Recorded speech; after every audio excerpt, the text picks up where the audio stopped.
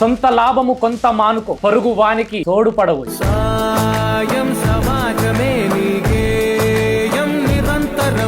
దేశమంటే మట్టి కాదోయ్, దేశమంటే మనుషులు.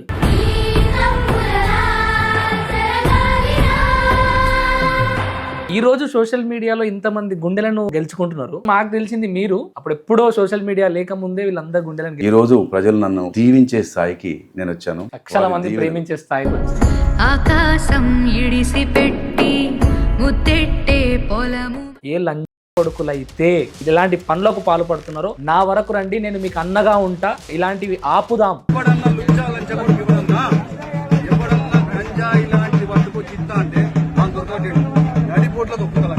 అంతిమ యాత్రలో తన తల్లి మీ కాళ్ళు పట్టుకుంటూ ఏడుస్తోంది, తన తండ్రి దగ్గరికి వెళ్ళి భుజం తట్టి మీ కళ్ళలో కూడా ఆ బాధను చూడగలిగింది. ఆరు చేతులున్నా గానీ ఆదుకోను చేయరదమ్మా. నేను శనిగరం బిడ్డని, మన దోస్తు సాక్షిగా నేను చెప్తాను, వాళ్ళ మీద ప్రేమ అభిమానం మనకు ఉంటే వీళ్ళ సావైనా మనల్ని మార్చాలి.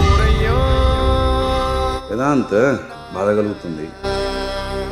పోలీస్ ఆఫీసర్లా కనిపించలేదన్న, ఒక తల్లికి కొడుకుల, కొడుకుకి అన్నల. మీరు మాట్లాడిన ప్రతి మాట తల్లిదండ్రులకైతే నాకు ఖచ్చితంగా ఇలాంటి ఆఫీసర్ కావాలి.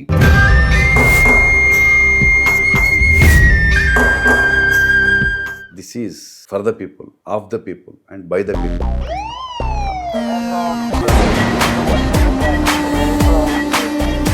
ఒక మాట అన్నావు, అన్న అన్న బుద్ధి అవుతుంది. సో ఇక నుండి వేదాంత్ మన ఇద్దరు అన్నదమ్ములు.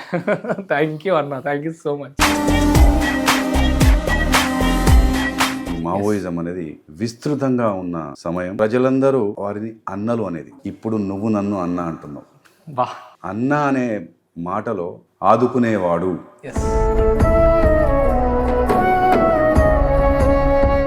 ఎందుకు పోలీస్ ఒకరికి తల వంచాల్సి వస్తుంది? నీ చులకనే ఇచ్చి కుక్కకు బొక్కేస్తే తోకొప్పుకుంటే నీ దగ్గరకు వచ్చేసి తిని నీ చుట్టిట్లో తిరుగుతుంది.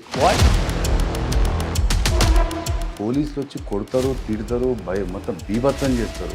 ఈయన డిఫరెంట్గా ఉన్నాడే.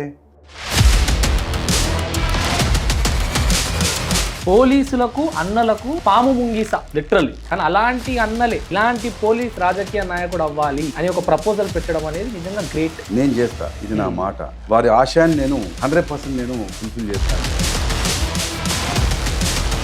మనుషుల యొక్క ఆస్తులు ఎంత, మనుషుల యొక్క హోదాలు ఇవి గుర్తుంచుకోబడవు. మనిషి చేసే చర్యలు, మనిషి యొక్క చేష్టలు, మనిషి యొక్క గుడ్ డీడ్సే అజరామరంగా నిలుస్తాయి. దానికి ఉదాహరణ అదే.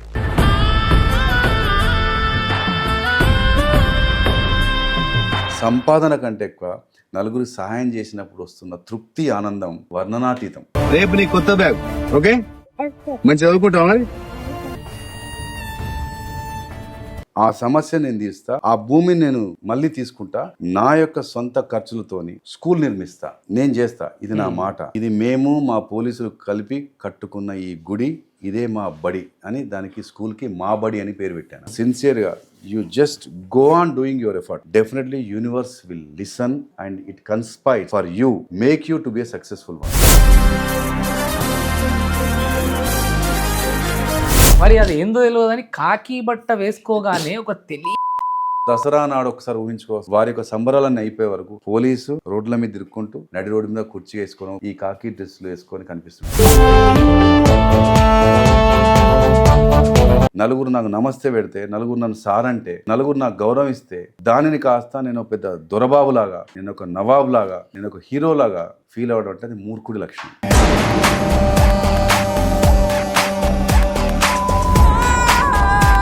ఎంతేమనుకున్న పిల్లలు ఈ మద్యానికి, గాంజాకి అలవాటు పడి వాళ్ళ జీవితాలు నాశనం చేసుకుంటున్నారు. ఎవరి విఫలం జరుగుతుంది? పెంచే తల్లిదండ్రులదా, పాఠాలు చెప్పే ఉపాధ్యాయులదా, లేదంటే ఇవన్నిటినీ అరికట్టాల్సినటువంటి ప్రభుత్వాన్ని, అంటే లిటరల్గా మళ్ళీ ఫైనల్గా పోలీసే వస్తుంది. పోలీస్ విఫలమా?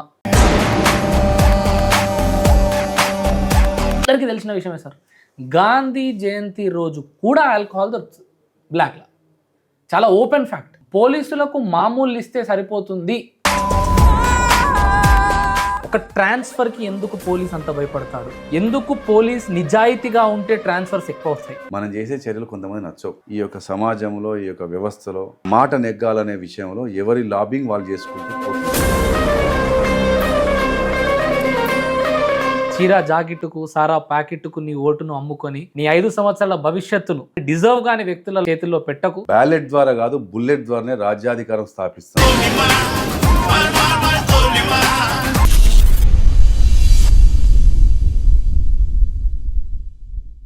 సొంత లాభము కొంత మానుకో, పరుగు వానికి తోడుపడబోయి. దేశమంటే మట్టి కాదోయ్, దేశమంటే మనుషులు. నేను ఇన్స్టాగ్రామ్ లో కొన్ని వీడియోలు కాకి బట్టలు వేసుకున్నటువంటి ఒక గొప్ప మనిషి వీడియోలు చూసిన తర్వాత నాకు వెంటనే గుర్తొచ్చిన పద్యం ఇది. ప్రభుత్వము జీతం ఇస్తుంది కదా, నేను చెయ్యాల్సిన పని చేసి ఒక్కసారి బటన్ విప్పితే నా పర్సనల్ లైఫ్ నాది అనుకునే ఈ సమాజంలో కూడా నా కర్తవ్యం కాకి బట్టలేసుకోవడం కాదు, నా కర్తవ్యం కాకి బట్టలను సంపూర్ణంగా ప్రజలకు ఇవ్వాల్సిన సేవలను అందించడం అంటూ ముందుకొచ్చినటువంటి ఒక ఆఫీసరే ఈరోజు assistant commissioner of police Prashant Reddy గారు. నేను సార్ అనే సంబోధించేదానికన్నా ఎక్కువగా అన్నా అని సంబోధించాలనిపిస్తుంది. కారణం ఒక్కటే, పోలీసులు ప్రజలు మధ్యలో ఏర్పడినటువంటి దూరం ఎంత అంటే, కాకి బట్టలు వేసుకోగానే నెగిటివ్ మాట్లాడే ప్రజల నుండి ఈరోజు తను పెట్టినటువంటి వీడియోల కింద కామెంట్లు చూస్తూ ఉంటే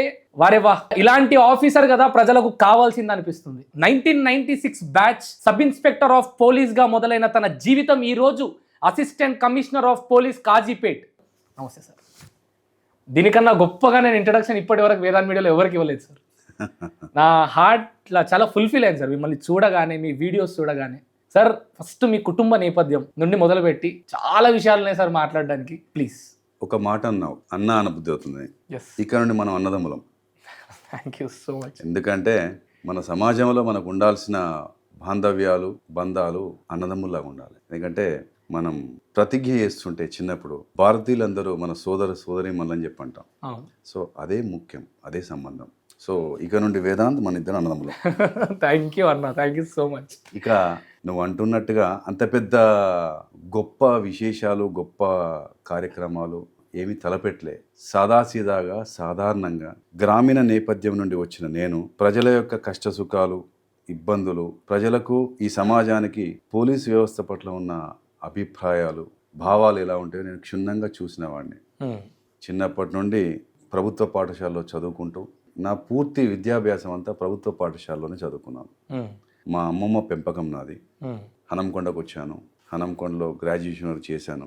ఆ తదుపరి హైదరాబాద్కి వెళ్ళి ఉస్మానియా యూనివర్సిటీలో ఆర్ట్స్ కాలేజ్లో ఉన్నత విద్య అభ్యసించాను. మేము ముగ్గురం అన్నదమ్ములం. ఈ ఉద్యోగంలోకి నేను అనుకోకుండా వచ్చాను. It's not a planned one. అనుకోకుండానే వచ్చాను. వచ్చిన తర్వాత తెలిసింది దీంట్లో ఉన్న మాధుర్యం ఏంటో. నేను 96లో సబ్ ఇన్స్పెక్టర్గా రిక్రూట్ అయ్యి వచ్చిన తర్వాత ఈ యొక్క తెలంగాణలో నా పోస్టింగ్ మొదటగా మంథని ఏరియాలో ఉండే, ముత్తారం అనే ఏరియాలో. అప్పుడు నక్సలిజం, ఈ మావోయిజం అనేది విస్తృతంగా ఉన్న సమయం, సందర్భం. ప్రజలందరూ వారిని అన్నలు అనేది. ఇప్పుడు నువ్వు నన్ను అన్న అంటున్నావు. అన్న అనే మాటలో ఆదుకునేవాడు అనే భావంతో ఉండే. ఆ అన్న అనేది ఇప్పుడు నేను వింటున్నా. ఇప్పుడు పోలీస్ అన్ననయ్యాను. ఆ రోజుల్లో ప్రజలకు ఒక విధంగా పోలీస్ అంటే భయం, వ్యతిరేకత, పరాయి వారిగా చూసేవారు. పిలిస్తే ఆగి ఒక ప్రశ్న మొహం మీద, ఎందుకు నన్ను ఆపావు, ఎంతసేపు ఆపుతావు అని నిప్పుల మీద ఉన్నట్టే ఉండేవాడు. అరే, ఉన్నది వచ్చింది మీకోసం, మీ అభ్యున్నతి కోసం, మీ భద్రత కోసం వచ్చాము. ఈరోజు నాకు ఇస్తున్న జీతం మీ కష్టార్జితం. మీరు పన్నుల రూపేణ ప్రభుత్వానికి కడుతున్న ప్రతి రూపాయిలో అందులో కొంత భాగం నాకు జీతంగా వస్తుంది. ఆ జీతం తీసుకుంటున్న నేను మీకోసం ఉన్నాను. నేను నా కుటుంబాన్ని, నా బంధుత్వాన్ని, నా పరిచయస్తులందరినీ ఎక్కడో వదిలేసి నీ దగ్గరికి వస్తే, నీ కోసం వస్తే, నువ్వు నన్ను పరాయి వాడికి ఎందుకు చూస్తున్నావు అని అప్పుడు నా లోపల ప్రశ్న మొదలైంది. అప్పుడు అర్థమైంది, నోరు మంచిదైతే ఊరు మంచిది అంటారు ఒక సామెత. ముందు మన నోరు సరిగ్గా ఉండాలి, మన నోటి వాడకం సరిగ్గా ఉండాలి, మనం వాడే పదజాలం సరిగ్గా ఉండాలి. తోటి మనిషితోని ఎదుటి మనిషిని చూసే విధానంలో ఒక ఆప్యాయత ఉండాలి. ఇవి కరువవుతున్నాయి. ఒక పొగరు, ఒక అధికార దర్పం, ఒక గర్వం, ఒక అతను ఎవరో, నేను ఇక్కడికి ఉద్యోగానికి వచ్చాను, ఇక్కడ ఎక్కువ రోజులు ఉండేది కాదు, కొన్నాళ్ళే పోయేది, నేను అతిథిలాగా వచ్చాను అనే భావన లేకుండా ఎక్కడ పనిచేస్తున్నా వారంతా నా వారు, ఇది నా ఊరు, నా ప్రాంతం అనే భావన అనేది పొరబడుతుంది. దాంతో ప్రజలకి ఉన్న పోలీస్కి మధ్య అంతరం పెరుగుతూనే ఉంది. ఈ పెరుగుతున్న క్రమంలో నక్సలైట్లు అనే వ్యక్తులు వాళ్ళకి దగ్గర అయ్యారు. వచ్చేసి వారు మాట్లాడే భాష, వారి పలకరింపు, వారి యొక్క దృష్టి అనేది వారి ప్రజలకు దగ్గరగా ఉండేసరికి, ప్రజల యొక్క బేస్, ఆ మాస్ బేస్ వారికి ఉండేసరికి వారు స్ట్రాంగ్ అయిపోయారు. వారి హైడౌట్స్ ఎక్కడ బయటపడకపోయేది, పోలీసుగా మేము దూరం ఉండేది. అప్పుడు అనిపించింది తప్పు, ప్రజల పైసలు తీసుకొని ప్రజల దూరం అయితే మరి నేను ఉద్యోగం చేయడం ఎందుకని చెప్పేసి అనుకొని అప్పుడు నా యొక్క పద్ధతి, నా యొక్క దృష్టి, నా యొక్క దృక్పథం మారాయి. నేను మార్చుకోలే, సహజంగానే నా లోపల ఒక సాఫ్ట్నెస్ అనేది ఏర్పడింది. నా బ్రాటప్లో, నా యొక్క జెనెటిక్ స్ట్రక్చర్లోనే ఉండుంటుంది. నా సాఫ్ట్నెస్కి కాస్త ఈ యొక్క ప్రజల యొక్క ఆకాంక్షలు, ప్రజల యొక్క ఆలోచనలన్నింటినీ నన్ను నేను ఆత్మవిమర్శ చేసుకొని ప్రజలకు దగ్గర అవ్వడం అనేది మొదలుపెట్టాను. సాదాసీదాగా, సామాన్యంగా ఉంటూ ప్రజలతో మమేకమై ప్రజల యొక్క కష్ట సుఖాలని అర్థం చేసుకొని ప్రజల సమస్యల్ని ఆన్ ద స్పాట్ సాల్వ్ చేసుకుంటూ మనం ఎంతో కష్టపడి సంపాదించుకునే స్వాతంత్రం తెచ్చుకున్న ఈ యొక్క స్వతంత్ర భారతావనిలో మళ్ళీ ఈ రకమైన అసమానతలు ఏంటి, మళ్ళీ ఈ రకమైన తారతమ్యాలు ఏంటని చెప్పేసి ఆలోచించి, లేదు మనమంతా ఒకటే, మనమంతా ఒక కుటుంబ సభ్యులం, మనమంతా ఒక కుటుంబం, మనమంతా బంధువులం అని చెప్పేసి ప్రజలకు చెబుతూ ప్రతి ఒక్క సమస్యకు పరిష్కారం చూపించి తర్వాత నాకు తోచిన విషయాలను చెబుతూ వారి దగ్గర అయిపోయి వారి యొక్క జీవితంలో నేను మమేకం కావడం వల్ల నేను దగ్గరవుతూ వచ్చాను. ఈ రోజు ప్రజలు నన్ను ప్రతిరోజు దీవించే స్థాయికి నేను వచ్చాను. లక్షల మంది ప్రేమించే స్థాయికి వచ్చారు. ఎస్, చాలా గర్వంగా ఉంది తమ్మి, నాకు చాలా హ్యాపీగా ఉంది. గ్రామీణ నేపథ్యం నుండి వచ్చి పలు చోట్ల వివిధ హోదాల్లో విధులు నిర్వహించి ఈరోజు మళ్ళీ గ్రామీణ నేపథ్యం ఉన్న ఈ ప్రాంతానికి వచ్చి నాకు చేతనైనంత మాట సాయం, చేత సాయం చేసుకుంటూ ఈ యొక్క సమాజంలో ఈ యొక్క అవకాశం, ఇంతమందికి సేవ చేసే అవకాశం ఇచ్చిన ఆ సృష్టికర్తకు ప్రతిరోజు నేను కృతజ్ఞతలు చెప్పుకుంటూ ముందుకు సాగుతున్నాను. గ్రేట్. సరే, ఇప్పుడు మీరు అన్నారు కదన్నా, అన్నలు అంటేనే ప్రభుత్వ యంత్రాంగానికి ముఖ్యంగా అంటే మోస్ట్ ఆఫ్ ది పీపుల్ నెగిటివ్గానే ఉంటారు. ఇలాంటి క్రమంలో మీరు మీ 1996 ఆ టైంలో మీరు పనిచేసే టైంలో అన్నలే ప్రశాంత్ రెడ్డి గారిని ఒక ఎమ్మెల్యేగా ముందుకు తీసుకెళ్లాలని ప్రపోజల్ పెట్టినటువంటి పరిస్థితి, ఆ దృశ్యం నేను విన్నప్పుడు పోలీసులకు అన్నలకు ఎంత అంటే పాము ముంగీస లిటరల్లీ. కానీ అలాంటి అన్నలే ఇలాంటి పోలీస్ రాజకీయ నాయకుడు అవ్వాలి అని ఒక ప్రపోజల్ పెట్టడం అనేది నిజంగా గ్రేట్. అసలు ఏం సార్ ఆ సిచ్యువేషన్ ఏంటి, అది నిజమేనా, ఏంటి సార్, ఏం జరిగింది అసలు? ఏంటంటే 2021 ప్రాంతంలో హుజురాబాద్ ప్రాంతంలో బై ఎలక్షన్స్ వచ్చాయి. బై ఎలక్షన్స్ వచ్చిన తర్వాత మరి ఎవరైతే బాగుండే చర్చనీయాంశంలా వస్తున్న తరుణంలో ఎక్కడో దగ్గర ఎవరో మనల్ని ఒక్కొక్కరు చూసే విధానం, వారి ఆలోచన డిఫరెంట్ ఉంటుంది. ఎక్కడో దగ్గర ఏమైందంటే ప్రశాంత్ రెడ్డి సార్ అయితే బాగుంటది కదా అని ఒక దగ్గర ఎక్కడో సోషల్ మీడియాలో ఒక మాట వస్తే అది దావానలం లాగా వ్యాప్తి చెంది నేను ఇప్పటికీ 26 సంవత్సరాల క్రితం కొయ్యూరు అనే ప్రాంతం, అది మంతని కాళేశ్వరం మధ్యన ఉంటుంది, దట్టమైన అటవీ ప్రాంతం. ఆ అటవీ ప్రాంతంలో నేను 26 సంవత్సరాల క్రితం అక్కడ ఎస్ఐగా చేశాను. ఎస్ఐగా చేసినప్పుడు ఒక ఇప్పలపల్లి అనే ఒక గ్రామం ఉంటుంది. ఆ గ్రామం, నేను అక్కడికి ఎస్ఐగా వెళ్ళగానే అక్కడ మాకు స్టేషన్లో విలేజ్ హిస్టరీ షీట్ అని ఉంటుంది, అంటే విలేజ్ హిస్టరీ అంతా రాసి ఉంటుంది. దాన్ని కాస్త పరిశీలించి చూసేసరికి అందులో ఈ ఇప్పలపల్లి అనే ఒక చిన్నపాటి గ్రామంలో ఒకటే గ్రామం, ఆ గ్రామంలోకి వెళ్ళి 6 వ్యక్తులు నక్సలిజంలోకి వెళ్ళి అండర్ గ్రౌండ్ అయ్యారు. అంటే వారు బయటికి రారు, కంప్లీట్ గా వాళ్ళు డార్క్ లో ఉంటారు. 6 వ్యక్తులు, అందులో 5 మగవారు, 1 లేడీ, అంటే భార్యాభర్తలు. 6 వెళ్ళారు. ఇదేంటి అని చెప్పేసి నేను షాక్ అయ్యా. ఒక ఊరు నుండి 1 పోయారు, 2 కాదు, 6 పోయారు. అంతా ఒకటే కమ్యూనిటీ సంబంధించిన, యాదవ కమ్యూనిటీ సంబంధించిన వ్యక్తులు వెళ్ళారు. దాని యొక్క పూర్వాపరాలు పరిశీలించిన తర్వాత తెలిసింది ఏంటంటే చాలా చాలా పావర్టీ ఉన్న ప్రాంతం. కనీసం అక్కడ ఈ 3 ఫేజ్ పవర్ ఉండదు, ఒక రోడ్ లేదు. ఆ ఊరికి వెళ్తే ఊర్లో స్కూల్ లేదు, కనీసం చిన్న నిరుపేద. ఒక చిన్నపాటి పశువుల కొట్టం, గొర్రెలు మేకలు పెట్టుకునే పశువుల కొట్టంలో ఒక బయట నుండి ఒక వ్యక్తి టీచర్గా వచ్చేసి పిల్లలకు పాఠాలు చెప్తున్నాడు. రాత్రంతా గొర్రెలు మేకలు ఉంటాయి అందులో. తెల్లవారి గొర్రెలు మేకలు మేపడం కోసం ఆయన తీసుకెళ్తే ఆ మేకలు గొర్రెలు మూత్రం పోసిన ప్రాంతం కాబట్టి అక్కడ ఎత్తు పొలాలు ఉంటాయి. ఆ ఎత్తు పొలాల మీద తట్లు వేసుకొని కూర్చొని పిల్లలు చదువుకుంటున్నారు. అంటే స్కూల్ లేదు, 3 ఫేజ్ పవర్ లేదు. పవర్ ఎందుకు అంటున్నానంటే సింగిల్ ఫేజ్ 3 ఫేజ్ ఉంటేనే మోటార్స్ పనిచేస్తాయి. బావులలో నీళ్లు అందుబాటులో ఉన్నాయి, మోటార్లు పనిచేయవు, వ్యవసాయం లేదు, వేరే ప్రాంతాల్లో కూలీలకు వెళ్తుంటారు, తర్వాత రహదారు లేదు, వైద్య సదుపాయం లేదు, అసలు ఏ సదుపాయం లేని ఆ యొక్క ఊర్లోకి వెళ్ళి 6 ఆ రోజుల్లో వెళ్ళిపోయారు. అప్పటికే 4-7 సంవత్సరాలు పెళ్ళి అన్నాక చూసి బాధ అనిపించి ఆ తల్లి అప్పుడు అంతకుముందు పోలీసులు ఏం చేసేదంటే ఎవరైతే నక్సలైట్లో పోతారో వాళ్ళ ఇంటికి వెళ్ళి వాళ్ళ అమ్మ నాన్నను కుటుంబ సభ్యుల్ని కొద్దిగా ఇబ్బంది పెట్టేవారు, కొన్ని భయభ్రాంతులకు భయోత్పాతాలకు సృష్టించేవారు ఆ రోజుల్లో. అంటే భయపెట్టి వాళ్ళని తెప్పించుకుందామనే ప్రయత్నం రాంగ్ కాన్సెప్ట్. అప్పుడు నేను అమ్మ వాళ్ళ తల్లిదండ్రులను పిలిపించేసి తెలుసో తెలియకనో వాళ్ళు వెళ్ళిపోయారు, ఏ ఆశతోనో ఏ ఆశయాలకు వెళ్ళారు.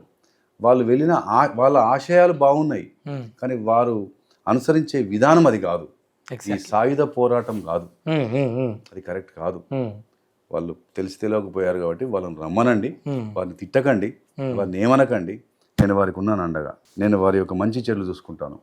వారు ఏ ఆశయాలలో పోయారో అందులో ఒక ఆశయం ఏంటంటే మా ఊళ్ళో స్కూల్ కూడా లేదని చెప్పేసి ఆ స్కూల్కు సంబంధించి ఒక ప్రభుత్వ భూమిని వేరే ఒక వ్యక్తి ఆక్రమించుకున్నాడు కాబట్టి ఆక్రమించుకున్న వ్యక్తి మీద ఫిర్యాదు చేయడం కోసం అన్నల దగ్గరికి వెళ్ళారు వాళ్ళు.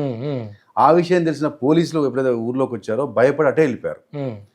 ఆ సమస్య నేను తీస్తా, ఆ భూమిని నేను మళ్ళీ తీసుకుంటా, ఆ భూమిలో నేను నా యొక్క సొంత ఖర్చులతోని నేను అక్కడనే నేను స్కూల్ నిర్మిస్తా, నేను చేస్తా, ఇది నా మాట. పిల్లల్ని ఏమనకండి, వారి పని నేను వారి ఆశయాన్ని నేను 100% నేను ఫుల్ఫిల్ చేస్తా అని చెప్పేసి అని వచ్చేసిన. అప్పుడు వాళ్ళ లోపల ఏమనుకున్నారంటే పోలీసులు వచ్చి కొడతారు, తిడతారు, మొత్తం బీభత్సం చేస్తారు. ఇవన్నీ చేసే దాంట్లో ఈయన డిఫరెంట్గా ఉన్నాడే, మమ్మల్ని తిట్టద్దు అంటున్నాడు మా వాళ్ళను, మమ్మల్ని కోప్పడద్దు అంటున్నాడు మా వాళ్ళను. అరే ఈయన బాగున్నాడే, ఈయన పద్ధతి బాగుందే, ఈయన మాట తీరు బాగుందే అని అనుకున్నారట. నేను ఇంకేం మాట్లాడలే. ఆ ఊర్లో ఆ భూమిని నేను టేక్ ఓవర్ చేసుకున్నా, అది ప్రభుత్వ భూమి, ఇంకోరు కబ్జా ఇస్తే ఆ ప్రభుత్వ భూమిలో నేను రాళ్ళు, ఇటుకలు, ఇసుక, సిమెంటు నాకు వీలైనంత వరకు నేను అక్వైర్ చేసుకొని స్టార్ట్ చేశాను బడి నిర్మాణం. అప్పట్లో ఇటుకలు మోసాను, ఇసుకను పట్టాను, క్యూరింగ్ చేసినాను, రాళ్ళు మోసాను, రోజు వెళ్ళాను. ఆ వెళ్ళడం కూడా డేంజరే, ఎక్కడ క్లెమోర్ మైన్ ఉంటుందో ఎక్కడ ల్యాండ్ మైన్స్ ఉంటుందో తెలియదు. అయినా తెగించి వెళ్ళేవాడిని. ఆడ కొన్ని గంటలు ఉండని చిన్న చిన్న బడి నిర్మాణం చేసుకుంటూ వెళ్ళినా కంప్లీట్ చేసే దశకు వచ్చింది. ఆ నిర్మాణ దశలో ఉంటుంటే బడి నిర్మాణం ఎలా అవుతుందో నా పద్ధతి ఇది చూస్తున్నారు, తెలిసిపోతుంది. అక్కడ ఉన్న అండర్గ్రౌండ్ ఒకరెనుక ఒకరు మొత్తం వచ్చారు. 6 మెంబర్స్ వచ్చారు.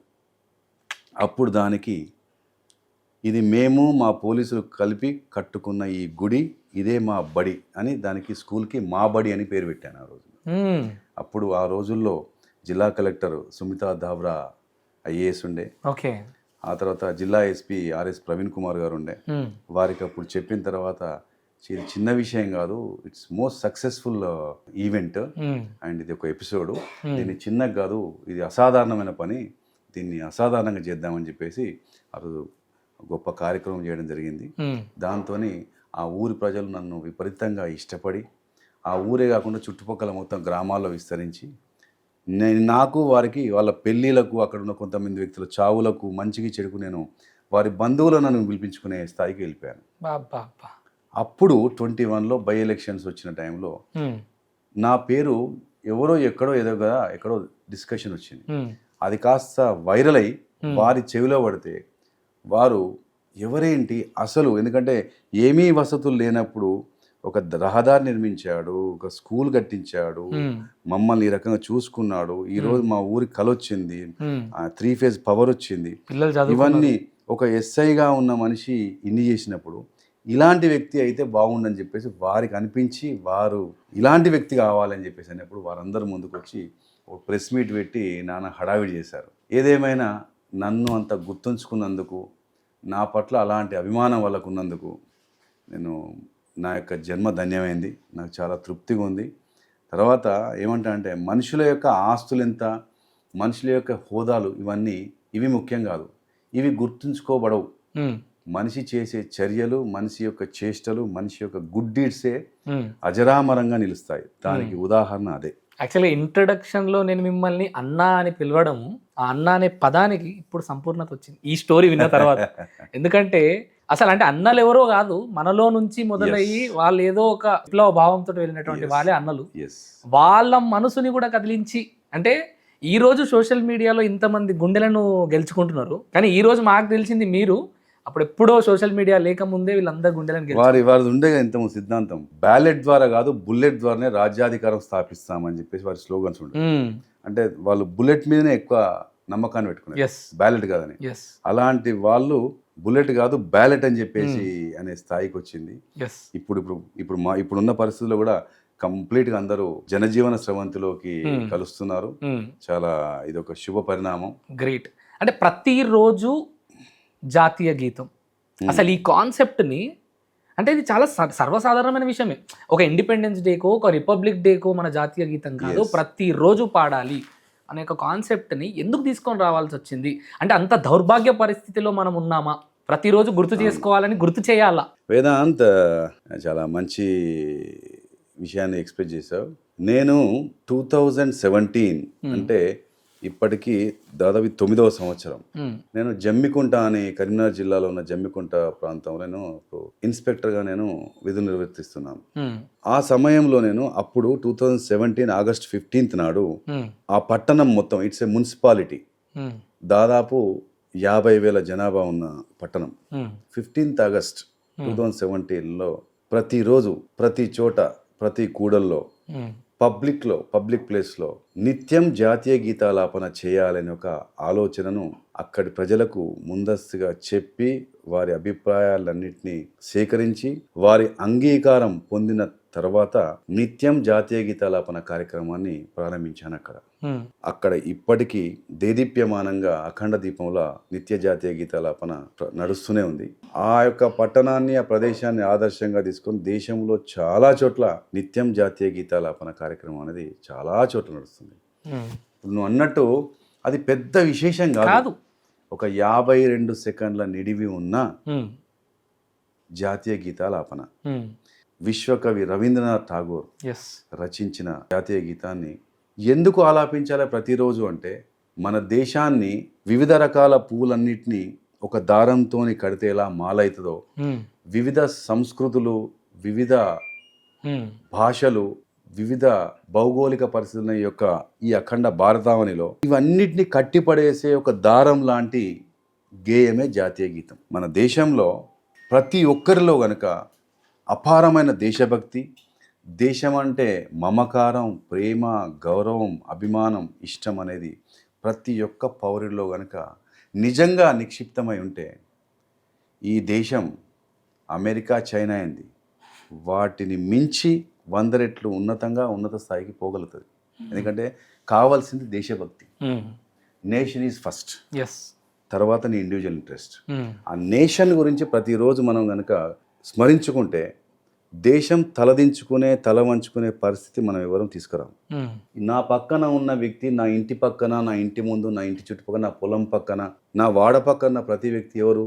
భారతీయుడే, నా సోదరుడే, నా సోదరురాలే అనే భావన పెరిగితే ఈ కులాలు, ఈ మతాలు, ప్రాంతాలు, నీది నాది, నువ్వెవరు నేనెవరు అని చెప్పేసి ఈ గొడవలు తగ్గి అందరం కలిసిమెలిసి ఉంటాం. ఏదో నేరం చేద్దామనే ఒక తలంపుతో ఉదయం పోయే అవకాశం ఉంటుంది. రాత్రిపూట స్కెచ్ చేసి మార్నింగ్ స్టార్ట్ చేయవచ్చు. తను ఏదైనా నేరం చేయడానికి పోవచ్చు, బయలుదేరచ్చు, లేకపోతే తనే ఏమైనా అఘాయిత్యం చేసుకుందాం కూడా బయలుదేరచ్చు. ఆ టైంలో ఒక్క క్షణం చాలు మార్చడానికి, ఆగడానికి, మార్చడానికి, అది ఆపేయడానికి. కాబట్టి ప్రతిరోజు ఈ యొక్క యాక్టివిటీ పెట్టాను. అయితే ఈరోజు వాస్తవానికి సినిమా థియేటర్లో సినిమాకు ముందు ఒక్క నిమిషం నిలబడి మన జాతీయ గీతాన్ని గుర్తు చేసుకొని పాడుదామంటేనే ఆలోచించి దానికి మళ్ళీ కామెంట్లు, దాన్ని ఎస్ అని కొంతమంది, నో అని కొంతమంది అనుకునే పరిస్థితి, దౌర్భాగ్య పరిస్థితిలో ఉన్న క్రమంలో యాజ్ బీయింగ్ ఏ పోలీస్ ఆఫీసర్గా కాకి బట్టలు వేసుకున్న మీరు మీ బాధ్యతను అద్భుతంగా నిర్వర్తించారు సార్. గ్రేట్ అసలు. అయితే రీసెంట్గా ఒక వీడియోలో సార్ నేను ఇట్లా స్క్రోల్ చేస్తున్నా, యాక్చువల్గా మీ పేజ్లో రాలే, నాకు తెలిసి మీ పేజ్ ఎవరో వాడుతూ ఉంటారు అంటే వేరే వాళ్ళు, కాకపోతే వేరే పేజ్లో వచ్చింది. ఏసీపీ ప్రశాంత్ రెడ్డి కాకుండా ఇంకేదో పేజ్లో వచ్చింది. అది మీరు ఒక చిన్న పిల్లోడు ఎవరో చనిపోతే ఆ దహన సంస్కార క్రమంలో ఆ వెహికల్ పైన, చివరి యాత్ర వెహికల్ పైన నిలబడి ఉన్నారు. అంతిమయాత్రలో తన తల్లి మీ కాళ్ళు పట్టుకుంటూ ఏడుస్తుంది, తన తండ్రి దగ్గరికి వెళ్ళి భుజం తట్టి మీ కళ్ళలో కూడా ఆ బాధను చూడగలిగాను. అప్పుడు మీరు మాట్లాడినటువంటి ఒక 4 మాటలు ఎంత అద్భుతంగా అనిపించినాయి సార్. గంజాయిలకు అలవాటు పడి ఈ అడ్డమైనటువంటి అలవాట్లకు మీరు మీ జీవితాలను 9 నెలలు మోసి కన్న తల్లిని, తండ్రికి ఇలాంటి పెద్ద కొడుకును మళ్ళీ తీసుకురాగలుగుతారా అని చెప్పి మాట్లాడి, sorry for using this word sir, ఏ లంచ కొడుకులైతే ఇలాంటి పనులకు పాల్పడుతున్నారో నా వరకు రండి, నేను మీకు అన్నగా ఉంటా, ఇలాంటివి ఆపుదాం అన్న మాట మాట్లాడారు సార్. పబ్లిక్లో ఒక కాకి యూనిఫామ్ వేసుకొని అలాంటి మాట్లాడినటువంటి వ్యక్తి మొదటి వ్యక్తి అని నాకు అనిపిస్తుంది సార్, నేను చూసినట్టు వారిలో. అలాంటి ఆ మాటలు కెమెరా ఉందనో ప్రజలు ఉన్నారనో కాదు సార్, ఆ బాధ నుంచి వచ్చినటువంటి మాటలు అవి. ఎందుకు ఆ మాటలు మాట్లాడాల్సి వచ్చింది? ఆ వ్యక్తి అసలు ఎందుకు చనిపోయాడు? వేదాంత్, బాధ కలుగుతుంది. ఈ రోజుల్లో ప్రతిరోజు ఎక్కడో చోట ఏదో దగ్గర రోడ్డు ప్రమాదాల్లో మనుషులు వారి ప్రాణాలు గాల్లో కలుస్తున్నాయి. ఎక్కువగా ఈ యొక్క చనిపోతున్న వాళ్ళలో ఎక్కువ మంది యువకులే ఉంటున్నారు, యంగ్స్టర్స్ ఉంటున్నారు. గమనిస్తే ఒకప్పుడు ఎప్పుడో సందర్భాలలో కాస్త సరదాగా మద్యం తీసుకునేవారు. ఆ మద్యం కూడా మన ఫాదర్ తీసుకునేవాళ్ళు, మన గ్రాండ్ ఫాదర్ తీసుకునేవాళ్ళు. మనం చూసుకుంటూ తిరిగే వాళ్ళం. వాళ్ళకి మనం గ్లాసులు పెట్టి, వాళ్ళకి సీసాలు పెట్టి, వాళ్ళకి స్నాక్స్ పెట్టి సప్లై చేసి మనం మామూలుగా కూల్ డ్రింక్ తాగేవాళ్ళం. ఇలా ఉండేది. కొందరు ఊళ్ళలో కొంతమంది కష్టపడి పనిచేయడం కళ్ళు తాగేవాళ్ళు. కానీ ఇప్పుడు చూస్తే ఎవరు తాగుతున్నారో మీకు తెలుసు. పార్టీలు ఎలా అవుతున్నాయో చూస్తున్నారు పాపం. అంతకంటే ముందు వాళ్ళ యొక్క స్నేహితుడు ఒక అతని వ్యక్తిగత కారణాలతోనే తను సూసైడ్ చేసుకుంటే అతని అంత్యక్రియలకు వెళ్ళిన ఈ పిల్లలు అక్కడ మద్యం సేవించి బాధ్యత రాహిత్యంగా చాలా స్పీడ్గా వెళ్ళి ఆ తల్లిదండ్రులకు పుత్రశోకం మిగిల్చారు. ఆ బాధతో నేను అక్కడికి వెళ్ళి చూశాను, అన్నీ తెలుసుకున్నాను. పరామర్శించడం కోసం వెళ్ళిన తర్వాత ఆడ ఇంకా బాధాకరం ఏంటంటే, ముందు చనిపోయిన వ్యక్తి వ్యక్తిగత కారణాలతోనే, అవగాహన రాహిత్యంతో ధైర్యం కోల్పోయి చనిపోయాడు. ఈ ఇద్దరు పిల్లలు అక్కడ అంత్యక్రియలకు హాజరైపోయి వీళ్ళు చనిపోయారు. చనిపోయిన తర్వాత మళ్ళా ఆ యొక్క చనిపోయిన వాళ్ళ శవం ముందు మళ్ళీ కొంతమంది యువకులు మ్యూజిక్ పెట్టుకొని డాన్సులు చేస్తున్నారు. అక్కడ బాధ అనిపించింది నాకు.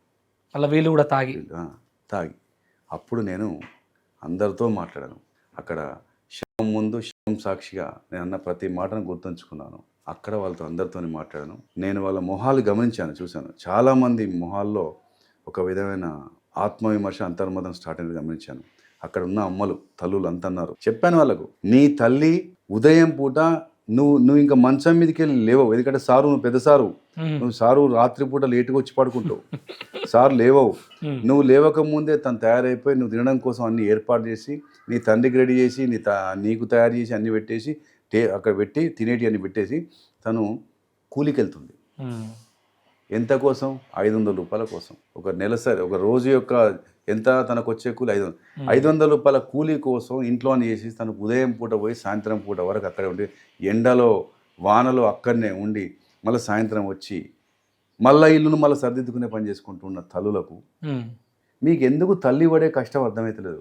ఎందుకు మీకు తండ్రి పడే కష్టం ఎందుకు అర్థమవుతలేదు? కుటుంబం యొక్క బాధ్యత పట్ల, బరువు పట్ల మీకు ఆలోచన లేదా?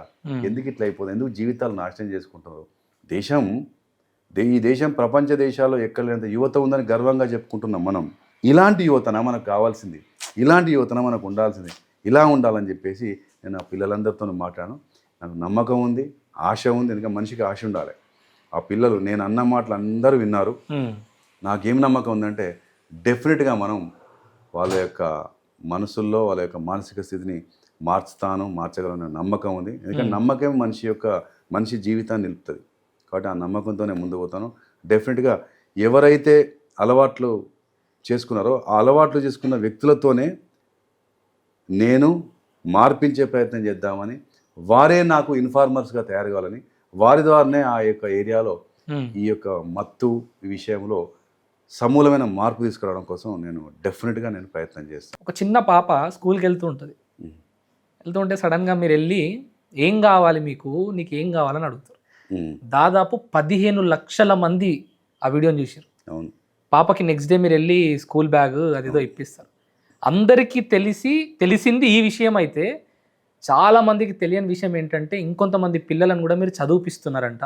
ఎవరో ఇంజనీరింగ్ పిల్లలు ఎవరో వాళ్ళని కూడా చదివించారండి. వేదాంత్, ఒకటి అంటారు, నాకు నా పెద్దలు చెప్పారు, కొంతమంది చెప్పారు, మనం చేసే సహాయాన్ని మనం గుర్తుంచుకోవద్దు. ఉమ్, మనం చేస్తున్న సేవని, మనం చేస్తున్న సహాయాన్ని మనం నెమరేసుకోవద్దు. ఉమ్, ఎందుకంటే ఆ నెమరేసుకుంటే మన లోపల గర్వం వచ్చే అవకాశం ఉంది, ఉమ్, పొగరు వచ్చే అవకాశం ఉంది. ఉమ్, కాబట్టి నలుగురికి సేవ చేసే అవకాశం వచ్చింది, కాస్త కొద్ది మందికి సాయం చేసే అవకాశం కూడా నాకు ఆ భగవంతుడు ఇచ్చాడు, సృష్టికర్త ఇచ్చాడు. ఉమ్, కాబట్టి చేతైనంత వరకు ఇంతకుముందు స్టార్టింగ్లో నువ్వు వాడిన పదం ఉమ్, సొంత లాభం కొంత మానుకొని పొరుగు వారికి పాటుపడబోయేది. Yes. గురజాడ అప్పారావు గారు మాట్లాడిన మాట ఎస్ ఇది.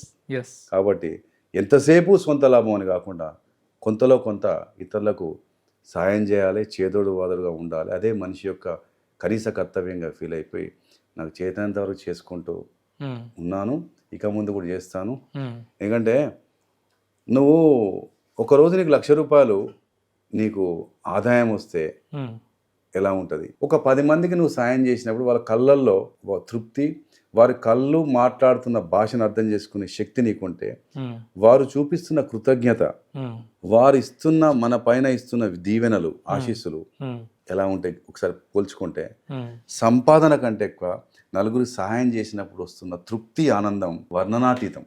Yes you cannot measure it, um, it's measurable అన్నట్టు. ఉమ్, సో ఆ తృప్తి అందులో ఉంటుంది. ఈరోజు నలుగురు నా చేత సాయం పొందారు.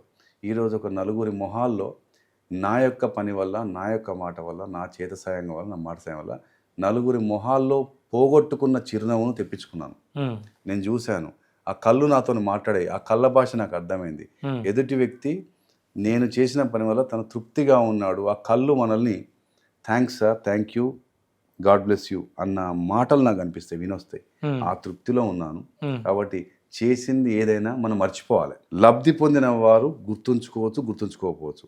మనకు accountant, excellent, perfect chartered accountant ఎవరంటే పైవాడు. ప్రతిదీ రాస్తాడు మనకు. ఎస్ మనం అనుకుంటాం మనం చేసింది మనం రాయాల్సిన అక్కర్లేదు. మన యొక్క ప్రతి డీడ్ను పైవాడు రాస్తాడు, ఉమ్, లెక్కలేస్తాడు. ఉమ్, ఆ లెక్కలేసి మనం ప్లస్లో ఉన్నామా మైనస్లో ఉన్నామా తేల్చేవాడు అక్కడ.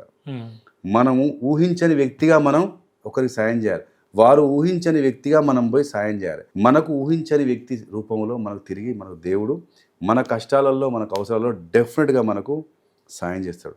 అదే చెప్తుంటుంది పాల్ కోయ్ అంటాడు, ఉమ్, నువ్వు డిటర్మైండ్గా, ఆనెస్ట్గా, సిన్సియర్గా you just go on doing your effort. Um, definitely universe will listen and it conspires for you to make you to be a successful one.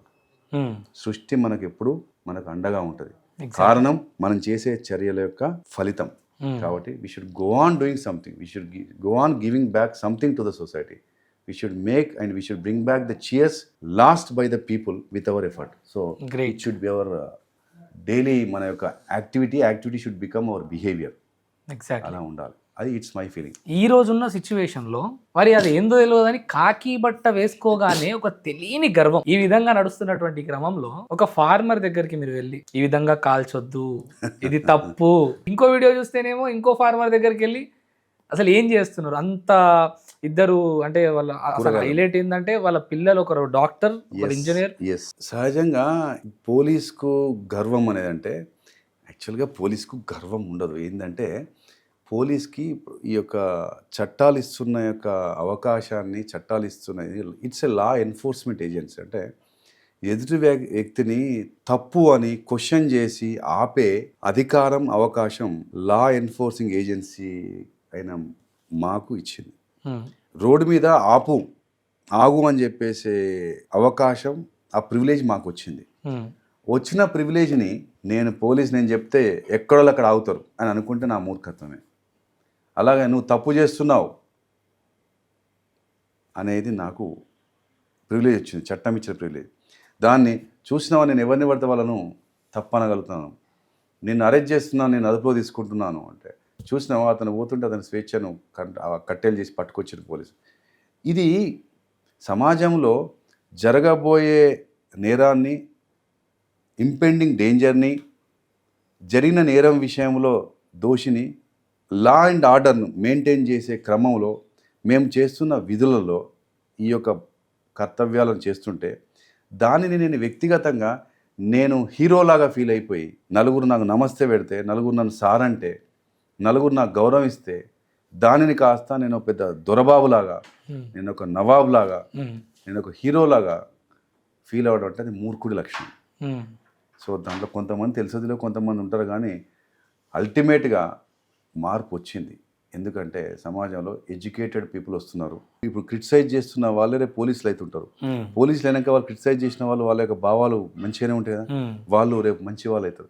So మెల్లిమెల్లిగా సమాజంలో ఈ యొక్క మార్పు డెఫినెట్గా ఇంకా మంచిగా వస్తుంది, డెఫినెట్గా వస్తుంది.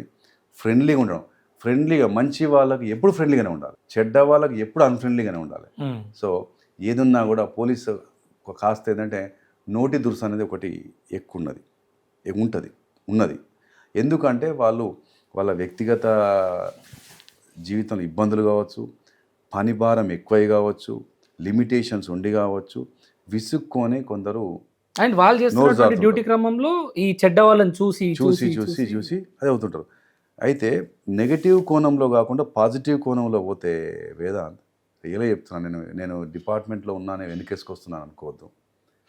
చాలా వరకు పర్సనల్ లైఫ్ను సాక్రిఫై చేస్తున్నాం. చాలా ఒక బంధువులలో చావులకు వెళ్ళాం, సంబరాలకు వెళ్ళాం, ఫంక్షన్లకు వెళ్ళాం, చివరికి మన పిల్లల బర్త్డేస్ కూడా గుర్తుండవు. అసలు ఎప్పుడు తింటాము, ఎప్పుడు పడుకుంటాము, 24 గంటలు ఫోన్ పక్కన పెట్టుకొని పడుకుంటాం. ఎప్పుడు ఫోన్ వచ్చినా కూడా లేవాలి. తర్వాత సడన్గా ప్రోటోకాల్ డ్యూటీస్ ఉంటాయి, ఊహించని ఇష్యూస్ ఉంటాయి, సొసైటీ డిమాండ్స్ ఎక్కువ ఉన్నాయి, సొసైటీ యొక్క అంటే సమాజం యొక్క డిమాండ్స్ ఎక్కువ ఉన్నాయి, మా లిమిటేషన్స్ ఎక్కువ ఉన్నాయి, మాకున్న లిమిటేషన్స్ ఎక్కువ ఉన్నాయి, సొసైటీ డిమాండ్స్ ఎక్కువ ఉన్నాయి. ఆ సొసైటీ ఏం కోరుకుంటుంటే రోగం నొప్పి వస్తే పోలీస్ హాస్పిటల్కి పోవాలంటారు, అది కాక మిగతా ఏ కష్టం వచ్చినా పోలీస్ చేయని అంటున్నారు. అది భార్యాభర్తల గొడవ కావచ్చు, అన్నదమ్ముల మధ్య గొడవ కావచ్చు, పేరెంట్స్కు పిల్లల మధ్య కావచ్చు, పార్ట్నర్స్ మధ్యన గొడవ కావచ్చు, రైతులకు పక్కన గొడవ కావచ్చు, పై ఉద్యోగికి కింద ఉద్యోగం ఇష్యూస్ కావచ్చు, అదని ఒకసారి చూస్తే ప్రతి ఒక్క విషయంలో అది ఆర్థిక సంబంధాలు కావచ్చు, భూ వివాదాలు కావచ్చు, కిడ్నాప్లు కావచ్చు, దొంగతనాలు కావచ్చు, ట్రాఫిక్ నియంత్రణ కావచ్చు, అన్రెస్ట్ కావచ్చు, పబ్లిక్ ఎజిటేషన్ కావచ్చు, యూరియా బస్తాల పంపిణీ కావచ్చు, ఎరువుల బస్తాల పంపిణీ కావచ్చు, రేషన్ షాప్ కావచ్చు, ఏ దానిపైనా కూడా ఎంతమంది అయినా ఏదున్నా ఒక ఇన్సిడెంట్ అయితే, యాక్సిడెంట్ అయితే, రోడ్డు ప్రమాదం అయితే జనాలు 100,000 సంఖ్యలో ఉంటారు. ఒక హాస్పిటల్లో ఎవరో పేషెంట్ చనిపోతే అక్కడ గొడవే. ప్రతి దగ్గర కూడా 100,000 సంఖ్యలో పబ్లిక్ అజిటేటింగ్ మూడ్తో ఉంటే వాళ్ళందరినీ శాంతింపజేసి ఎటువంటి ధ్వంసం కాకుండా, ఎలాంటి ఇబ్బంది కాకుండా కోకొల్లల సమస్యలు, ఈ సమస్యలన్నిటినీ హ్యాండిల్ చేసే విషయంలో మొక్కవోని దీక్షతో ప్రయత్నం చేస్తున్నది, పట్టుదలతో కష్టపడుతున్నది పోలీస్. నేను గర్వంగా చెప్పగలుగుతాను. సమాజం మనం చేస్తున్న ఈరోజు నేను చేస్తున్న చిరు పనులకు సమాజం లక్షల సంఖ్యలో నన్ను మెచ్చుకుంటున్నప్పుడు, అభినందిస్తుంది. కొంతమంది చేస్తున్న పనులకు ఎందుకు విమర్శిస్తున్నారు? ఆ విషయాన్ని ఆత్మవిమర్శ చేసుకోవాల్సిన అవసరం పోలీసులలో కొంతమందికి ఉంది. అంతేకాకుండా సమాజంలో కూడా, సమాజం అన్నకాడ, కుటుంబం అన్నకాడ అందరూ ఒకేలాగా ఉండరు. ఇది ఒక పోలీస్ కుటుంబంలో ఎవరో కొందరు ఉంటారు, కానీ అందరికీ ఆపాదించకుండా అల్టిమేట్గా అన్నీ వదిలేసుకొని నువ్వు సంబరంలో దసరా నాడు ఒకసారి ఊహించుకో, ఇంటిల్లి పాది దోస్తులందరూ సంబరాలు చేసుకుంటుంటే పోలీసు రోడ్ల మీద తిరుక్కుంటూ రాత్రంతా అయిపోయే వరకు, ఈవెంట్ అంతా అయిపోయే వరకు, పండగ అంతా అయిపోయే వరకు, వారి యొక్క సంబరాలన్నీ అయిపోయే వరకు గస్తీ తెక్కుంటూ రోడ్ల మీద ఉంటూ అక్కడక్కడ రోడ్ల మీద నడి రోడ్డు మీద కుర్చీ వేసుకోవడం, కొందరైతే ఏమి లేక రాళ్ళ మీద కూర్చోవడం, చెట్టు పడిపోయిన కొమ్మల మీద మోరీల మీద కూర్చొని ఈ కాకి డ్రెస్సులు వేసుకొని కనిపిస్తుంటారు. అవును, వాళ్ళు సైలెంట్గా ఉంటారు. అందులో కొందరు సహనం కోల్పోయి విసుగొచ్చి కొందరు నోరు వారేసుకుంటుంటారు. కానీ by and large police services really చెప్తున్నా, నేను పోలీసుగా కాకుండా మాట్లాడుతున్నా, పోలీసుగా కొంచెం పక్కన పెట్టి మాట్లాడుతున్నా, అసలు వెలగట్టలేని సర్వీస్ చేస్తున్నారు పోలీస్. మీ ద్వారా నేను ఒకటే కోరుకుంటున్నాను, మంచి చేసిన వారిని ఎలా అయితే నన్ను ప్రోత్సహిస్తున్నారో అక్కడక్కడ కొద్దిగా ఎవరైనా నొప్పిస్తే కొంచెం వారికి సరైన పద్ధతిలో మీరు చెప్పడం ధర్మమే, అనడం ధర్మమే. అట్లాగే మా దాంట్లో కూడా పోలీసులు కూడా కొంతమంది వారి యొక్క వ్యవహారం, వాళ్ళ పద్ధతిని మార్చుకుంటే మంచిది, ఎందుకంటే మనల్ని దేవుడిగా కొలుస్తారు. కొందరు కామెంట్ చూస్తున్నాను దేవుడివా అంటున్నారు. అలా కొలిచే ఈ సమాజంలో ఆ సమాజం మనల్ని అంతగా ఆశిస్తున్నారు, ఇష్టపడుతున్నారు. కాబట్టి ఇంత గొప్ప సర్వీస్ చేస్తున్న మనం ఆ చిన్న పొరపాటు కూడా చేయకుండా ఉండడం అనేది అవసరం. ఇప్పుడు ఇంత గొప్పగా వాస్తవానికి కరోనా టైంలో పోలీస్ చేసినటువంటి సేవ కళ్ళ ముందు దేవుళ్ళు. ఎస్, అలాంటి సర్వీస్ చేసారు. మా ఇంట్లో కూడా మా పిన్ని హెడ్ కానిస్టేబులే సార్. నేను చూసిన ఇంటికి వచ్చి పిల్లలు స్నానాలు చేసుకున్నాక పిల్లల దగ్గరికి వెళ్ళలేని పరిస్థితి. ఎస్, ప్రతి ఇంట్లో వాళ్ళ పిల్లలు కరోనా టైంలో తల్లిదండ్రులతోటి స్పెండ్ చేసి ఒక ఫ్యామిలీ టైంని స్పెండ్ చేస్తే ఒక్క పోలీస్ మాత్రం సొసైటీయే ఫ్యామిలీ అనుకో. అవును అవును. చాలా మంది పోలీసులు కరోనా వస్తే క్వార్టర్స్లలో దూరం ఇంటికి దూరం ఉంటూ కూడా సర్వీస్ చేసారు. ఎస్, అలాంటి పరిస్థితులు చూసినాం. ఖచ్చితంగా వాళ్ళు భగవంతుల్లానే కనబడ్డారు. ఇలాంటి పరిస్థితులలో ఎందుకు పోలీస్ ఒకరికి తల వంచాల్సి వస్తుంది? ఆ తల వంచిపిచ్చేది రాజకీయ నాయకుడా? ఒక ట్రాన్స్ఫర్కి ఎందుకు పోలీస్ అంత భయపడతాడు? ఎందుకు పోలీస్ నిజాయితీగా ఉంటే ట్రాన్స్ఫర్స్ ఎక్కువ వస్తాయి? పోలీస్ చేతిలో ప్రజల సేవ ఉందా, లేకపోతే రాజకీయ చేతిలో పోలీస్ ఉందా? ఇలాంటి క్వశ్చన్స్ ప్రజల్లో చాలా ఎక్కువ. అండ్ పోలీస్ కూడా ఏదైనా ఒక కార్యక్రమం చేసేటప్పుడు ఇది తప్పు అని తెలిసిన రీసెంట్గా ఇష్యూలో ఒక ఎస్ఐ అయితే లిటరల్లీ ఏడుస్తున్నాడు. అవును మిమ్మల్ని ఆపలేను, కానీ పరిస్థితి ఏం లేదు, లా అండ్ ఆర్డర్ చెప్తుంది నేను చేయాలి అని ఏడుస్తున్నాడు. ఇలాంటి పరిస్థితులు వచ్చినప్పుడు మరి న్యాయం ధర్మం పక్కన పెట్టి కూడా పనిచేయాల్సినటువంటి సిచ్యువేషన్స్ వచ్చినప్పుడు ఎందుకు సార్ ఎక్కడ పొరపాటు జరుగుతుంది అంటారు? ఒకటి వేదాంత్, అల్టిమేట్గా మనం ప్రజాస్వామ్య వ్యవస్థను ఎంచుకున్నాం. ప్రజాస్వామ్య వ్యవస్థలో చెప్పాలంటే this is for the people, of the people and by the people అని మనం రాజ్యాంగంలో మనం ప్రియాంబుల్లో చెప్పుకుంటాం, కాన్స్టిట్యూషన్లో. ప్రజలే ఎన్నుకునే ప్రభుత్వం, ఆ ప్రభుత్వమే పరిపాలన చేస్తుంది. మనం ఎన్నుకున్న ప్రతినిధులే పాలకులుగా మారి, ఆ పాలకులే శాసన వ్యవస్థగా ఉండి, శాసన వ్యవస్థ నిర్మించిన పాస్ చేసిన చట్టాలను బిల్స్గా కన్వర్ట్ అయ్యే చట్టాలు కానీ ఆ చట్టాలను అమలు చేసే కార్యక్రమాన్ని పోలీస్కి ఇచ్చారు. ఏ లాస్ అయితే ఉన్నాయో ఆ లాస్ని ఎన్ఫోర్స్ చేసే ప్రయత్నం మేము చేస్తున్నాం, అమలు చేసే ప్రయత్నం చేస్తున్నాం. Police is visible organ of the government. అల్టిమేట్గా నో డౌట్ రాజకీయ ప్రతినిధులు ప్రభుత్వంలో ఫామ్ చేసిన తర్వాత ఆ యొక్క రాజకీయ ప్రతినిధులు వారు చట్టసభల్లో ఉండి శాసనాలను తయారు చేసి అమలు బాధ్యతను అప్పచెప్పినప్పుడు ఎలాంటి ఇబ్బంది కాకుండా చట్టాలు ప్రాపర్గా అమలు కావాలనే దాంట్లో ఎన్ఫోర్స్మెంట్ ఏజెన్సీగా మేము ఉన్నాం. ఈ యొక్క దీంట్లో ఇంతకుముందే అన్నాను, సొసైటీ డిమాండ్స్ ఎక్కువ ఉన్నాయి. ఆ డిమాండ్స్ అవి సివిల్గా క్రిమినల్గా చూడకుండా ప్రతి సమస్య కూడా పోలీస్ స్టేషన్కి వచ్చే ఈ సందర్భం ఇప్పుడు ఈ రోజుల్లో. అప్పు ఎగ్గొట్టినా, భూ సమస్య వచ్చినా, ప్రతి దానికి ఫ్యామిలీ ఇష్యూ వచ్చినా ఫ్యామిలీ కౌన్సిలింగ్ అని చేయాలి. అప్పు సంబంధించిన వస్తే వారికి సంబంధించిన విషయం మాట్లాడాలి. ఎవరికి ఆపద అని చెప్పేసి పోలీస్ స్టేషన్ లోపలికి వస్తే ఇది నాది కాదు పో, ఇది నాకు సంబంధం లేదు అని చెప్పేసి మొహం మీదనే అనే సంస్కృతి పోలీసులో లేదు. ఏ సమస్య వచ్చినా ఎంతో కొంత సాయం చేయాలి, ఎంతో కొంత మాట సాయం చేయాలి. ఏదో విధంగా పిలిపించి మాట్లాడి పాపం వాళ్ళకి ఏదైనా రిలీఫ్ ఇవ్వాలనే ప్రయత్నమే తప్ప దాని వెనకాల దురుద్దేశం లేదు. అంటే నేను అదే అడుగుతున్నా. అయితే దీంట్లో అన్నట్టుగా మీరు ట్రాన్స్ఫర్లకు భయపడుతుందా? ట్రాన్స్ఫర్లు అవుతున్నాయి కానీ ట్రాన్స్ఫర్లు వాస్తవం సహజం, కానీ మనం చేసే చర్యలు కొంతమంది నచ్చవు, కొంతమందికి ఇబ్బంది అనిపిస్తాయి, కొంతమందికి రుచించవు. రుచించినప్పుడు ఈ యొక్క సమాజంలో, ఈ యొక్క వ్యవస్థలో డెఫినెట్గా ఎవరి యొక్క మాట నెగ్గాలనే విషయంలో ఎవరి లాబింగ్ వాళ్ళు చేసుకుంటూ పోతున్నారు. కానీ అల్టిమేట్గా ఏంటంటే ఒక ఉద్యోగిగా ఇప్పుడు నేను దాదాపు నా యొక్క 30 ఏళ్ళ సర్వీస్లో నేను దాదాపు 13 షిఫ్ట్స్ అయినాయి నాకు. అయినాయి, అందులో కొన్ని కంప్లీట్ ఫుల్ టర్మ్ అయినప్పుడు అయినాయి, కొన్ని మధ్యలోనే కూడా అయినాయి. ఎందుకైనాయి ఏంటంటే నేను అందరికీ నచ్చకపోవచ్చు, అందరూ ప్రభావశీలులు ఎవరైతే ఉంటారో ఆ ప్రభావశీలులకు అందరినీ నచ్చకపోవచ్చు. నిజాయితీగా ఉంటే ట్రాన్స్ఫర్స్ అవుతాయి, ఇది నిజమేనా? నేను ఆ నిజాయితీ ఒకటే సరిపోదు వేదాంత్. నిజాయితీతో పాటు రిలేషన్షిప్, సంబంధాలు సరి అయిన దిశలో సరిగ్గా లేకపోతే అపార్థం చేసుకున్నా కూడా కొంతమంది ట్రాన్స్ఫర్ తప్పు. అందరికి నచ్చకపోవచ్చు, నేను చేసిన ప్రతి పని అందరికి నచ్చకపోవచ్చు, కొందరు నచ్చవచ్చు, కొందరు నచ్చకపోవచ్చు. అందులో నేనున్న చోట రావడం కోసం ఇంకొక అధికారి కూడా ప్రయత్నం చేయొచ్చు. అధికారి చేసే ప్రయత్నం అనేది అతను సఫలీకృతం కావచ్చు. ఆ సఫలీకృతం అయినప్పుడు నేను నా పనిలో నేను ఉంటాను, అతను తన పనిలో తను ఉంటాడు. ఎందుకంటే లా అండ్ ఆర్డర్ అనేది జనరల్గా ఏమంటారు అంటే ఇది పబ్లిక్తో డైరెక్ట్ కాంటాక్ట్ ఉండేది కాబట్టి ఈ యొక్క law and order post focal post అంటారు. ఈ ఫోకల్ పోస్ట్లో రావడం కోసం చాలామంది ప్రయత్నం చేస్తారు. ఎందుకంటే ఇవి తక్కువ ఉంటాయి, నాన్ ఫోకల్ పోస్టింగ్స్ ఎక్కువ ఉంటాయి. నాన్ ఫోకల్లో ఉన్న వాళ్ళు ఫోకల్ పాయింట్లో ఉన్న రావడానికి కోసం ప్రయత్నం చేస్తారు. ఆ ప్రయత్నంలో వాళ్ళు సఫలీకృతం అయితే మనం షిఫ్ట్ కాక తప్పదు. కానీ అల్టిమేట్గా ఉద్యోగం మాత్రం ఉంటుంది, ఎక్కడైనా ఉద్యోగం ఉంటుంది, ఎక్కడ పోయినా కూడా రాణించవచ్చు. ఎక్కడ పోయినా కూడా నీ యొక్క స్వభావాన్ని కనుక కాంప్రమైజ్ కాకుండా ఉంటే ఎక్కడైనా రాణించవచ్చు. ఎందుకంటే ఈ యొక్క ప్రపంచంలో నీ అవసరం ప్రతి చోటు ఉంది, ఎస్. నీ అవసరం ప్రతి రంగంలో ఉంది. ఒక లా అండ్ ఆర్డర్నే ఉందని ఎందుకు అనుకుందాం? లేదు. నిజాయితీగా పనిచేసే అధికారికి ఎప్పుడైనా కూడా కొంచెం, ఎందుకంటే నిజాయితీగా ఉండే వాళ్ళకి అందరినీ మనం మెప్పించలేం, అవకతవకలు ఉంటాయి, అందరినీ మెప్పించలేం, అందరినీ సంతుష్టులు చేయలేం.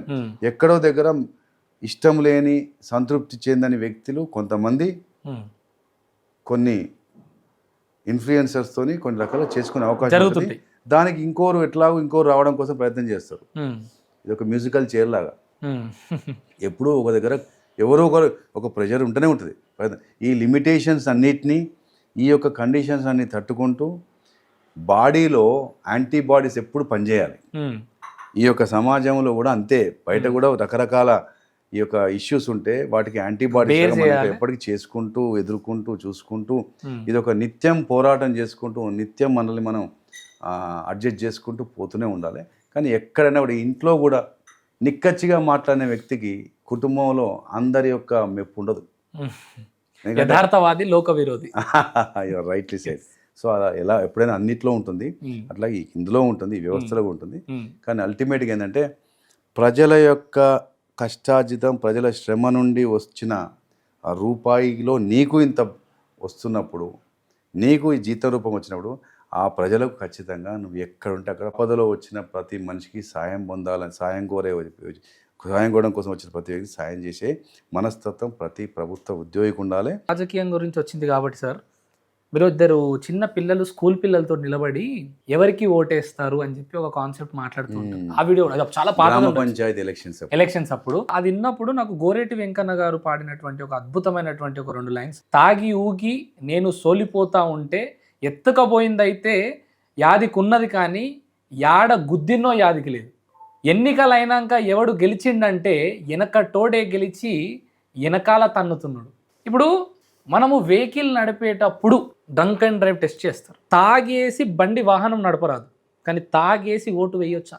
ఆ తాగుడు సీసా ఇస్తే ఓటు వేయొచ్చా? ఎన్నికల క్రమంలో ఆల్కహాల్ ఎవరన్నా పంపిణీ చేస్తున్నారంటే మీరు వెళ్ళి పట్టుకొని చాలా చాలా అద్భుతమైనటువంటి సర్వీస్ చేస్తూ ఉంటారు. కానీ అదే ఓటు వేసేవాడు తాగుండా లేదా, కానీ కరెక్ట్ గా చెప్పాలంటే ఎక్కడైతే ఓటు వేస్తారో అక్కడ కదా తాగి ఓటేస్తుండా లేదా చెక్ చేయాలి కదా. సో దీనిపైన మీ ఉద్దేశం ఏంటి? ఒకటే, ఈ మాధ్యమం ద్వారా నేను ఒకటి చెప్పదలుచుకున్నాను.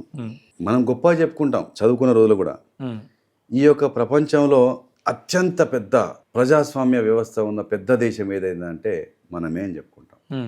అంత జనాభా 140 కోట్ల పైచిలుకున్న జనాభా ఉన్న దేశం మన భారతదేశం. రకరకాల ప్రభుత్వ వ్యవస్థలున్నాయి. రాజరిక పాలన చూసినాం, అంతకంటే ముందు ఆటవిక పాలన చూసినాం. బలవంతుడిదే రాజ్యం, ఆటవిక లక్షణాలు, ఆటవిక రాజ్యం. ఆటవిక లక్షణాలు ఉండి ఆటవిక రాజ్యంలోకి వెళ్ళి సంఘం సమూహాలుగా ఏర్పడి పరిణామ క్రమంలో, ఎవల్యూషన్లో ఒక్కొక్క స్టేజ్ దాటుకుంటూ రకరకాల వ్యవస్థను చూసినాం, పరిపాలనా పద్ధతుల్ని. ఆ పరిపాలనా అన్నిటిలోకి వెళ్ళి the most polished, smartest and most successful and superb వ్యవస్థ ఏంటంటే డెమోక్రసీ, పీపుల్స్ రూల్. ఎస్, ప్రజలే పాలకులు, ప్రజల కొరకు, ప్రజల చేత, ప్రజలే ఎన్నుకోబడ్డ వ్యవస్థ ప్రజాస్వామ్య వ్యవస్థ.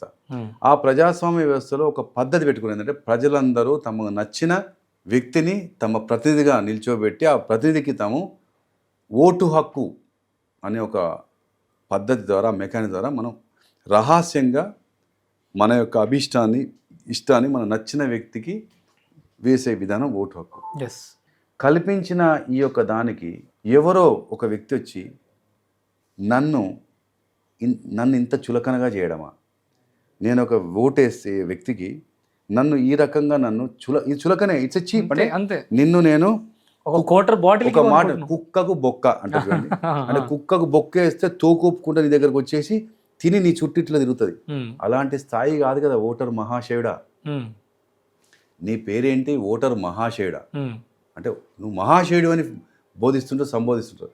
అలాంటి ఓటర్ అయిన నువ్వు చిన్నపాటి 4 పైసలకు, లేకపోతే మద్యం సీసాకు, లేకపోతే చీరలకు నువ్వు కొనుక్కోలేవా? నువ్వు అతడు ఇస్తే తప్ప నీ బతుకు నడవదా? నీకు అతను ప్రతిరోజు ఈ 5 ఏళ్ళు నిన్ను పోషిస్తున్నాడా? నీ స్థాయి ఫస్ట్ తెలుసుకో. నీ స్థాయి వెలగట్టలేని స్థాయి. ఆ ఓటరు తన యొక్క వాల్యూ తెలుసుకోలేక తన వాల్యూను తగ్గించుకుంటున్నాడు. సమాజం యొక్క స్థితి గతిని మార్చగలిగే ఏబుల్ పర్సన్కు కులానికి మతానికి అతీతంగా, ప్రలోభాలకు అతీతంగా నువ్వు ఆలోచించి తీసుకోవాల్సిన ఆ నిర్ణయాన్ని నీ విలువను తగ్గించుకొని చిన్న చిన్న వాటికి తలొగ్గి లొంగిపోయి జీవితాన్ని నాశనం చేసుకుంటే, ఇందుకోసం మనం ఈ యొక్క స్వతంత్రం తెచ్చుకున్నది, ఇందుకోసం మనం ప్రజాస్వామ్య వ్యవస్థను మనం అవలంబిస్తున్నది. నీ విలువను తగ్గించుకోకు నాయన, నీ విలువను తగ్గించుకోకు. నీ విలువ వెలగట్టలేని విలువ. ఆ స్థాయిలో నువ్వు ఉండాలి. నువ్వు ఎప్పుడు ఉన్నతంగా ఉండాలి. నువ్వు ఎప్పుడు పైన ఉండాలి. నువ్వు అడుక్కునే స్థాయికి పోవద్దు.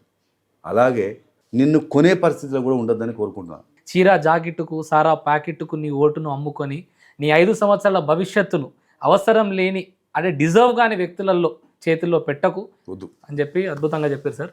సార్ ఇప్పుడు ఎంతేమనుకున్నా మీరు ఇందాక మాట్లాడినట్టు పిల్లలు ఈ మద్యానికి గాంజాకి అలవాటు పడి వాళ్ళ జీవితాలు నాశనం చేసుకుంటున్నారు. ఇప్పుడు నేను అడుగుతున్నటువంటి క్వశ్చన్ ఏంటంటే, ఇక్కడ ఎవరి విఫలం జరుగుతుంది? పెంచే తల్లిదండ్రులదా, పాఠాలు చెప్పే ఉపాధ్యాయులదా, లేదంటే ఇవన్నిటినీ అరికట్టాల్సినటువంటి ప్రభుత్వాన్ని, అంటే లిటరల్గా మళ్ళీ ఫైనల్గా పోలీసే వస్తుంది, పోలీస్ విఫలమా? ఎవరి విఫలం జరుగుతుందని వాళ్ళు అలాంటి అలవాట్లకు బానిస అవుతున్నారు.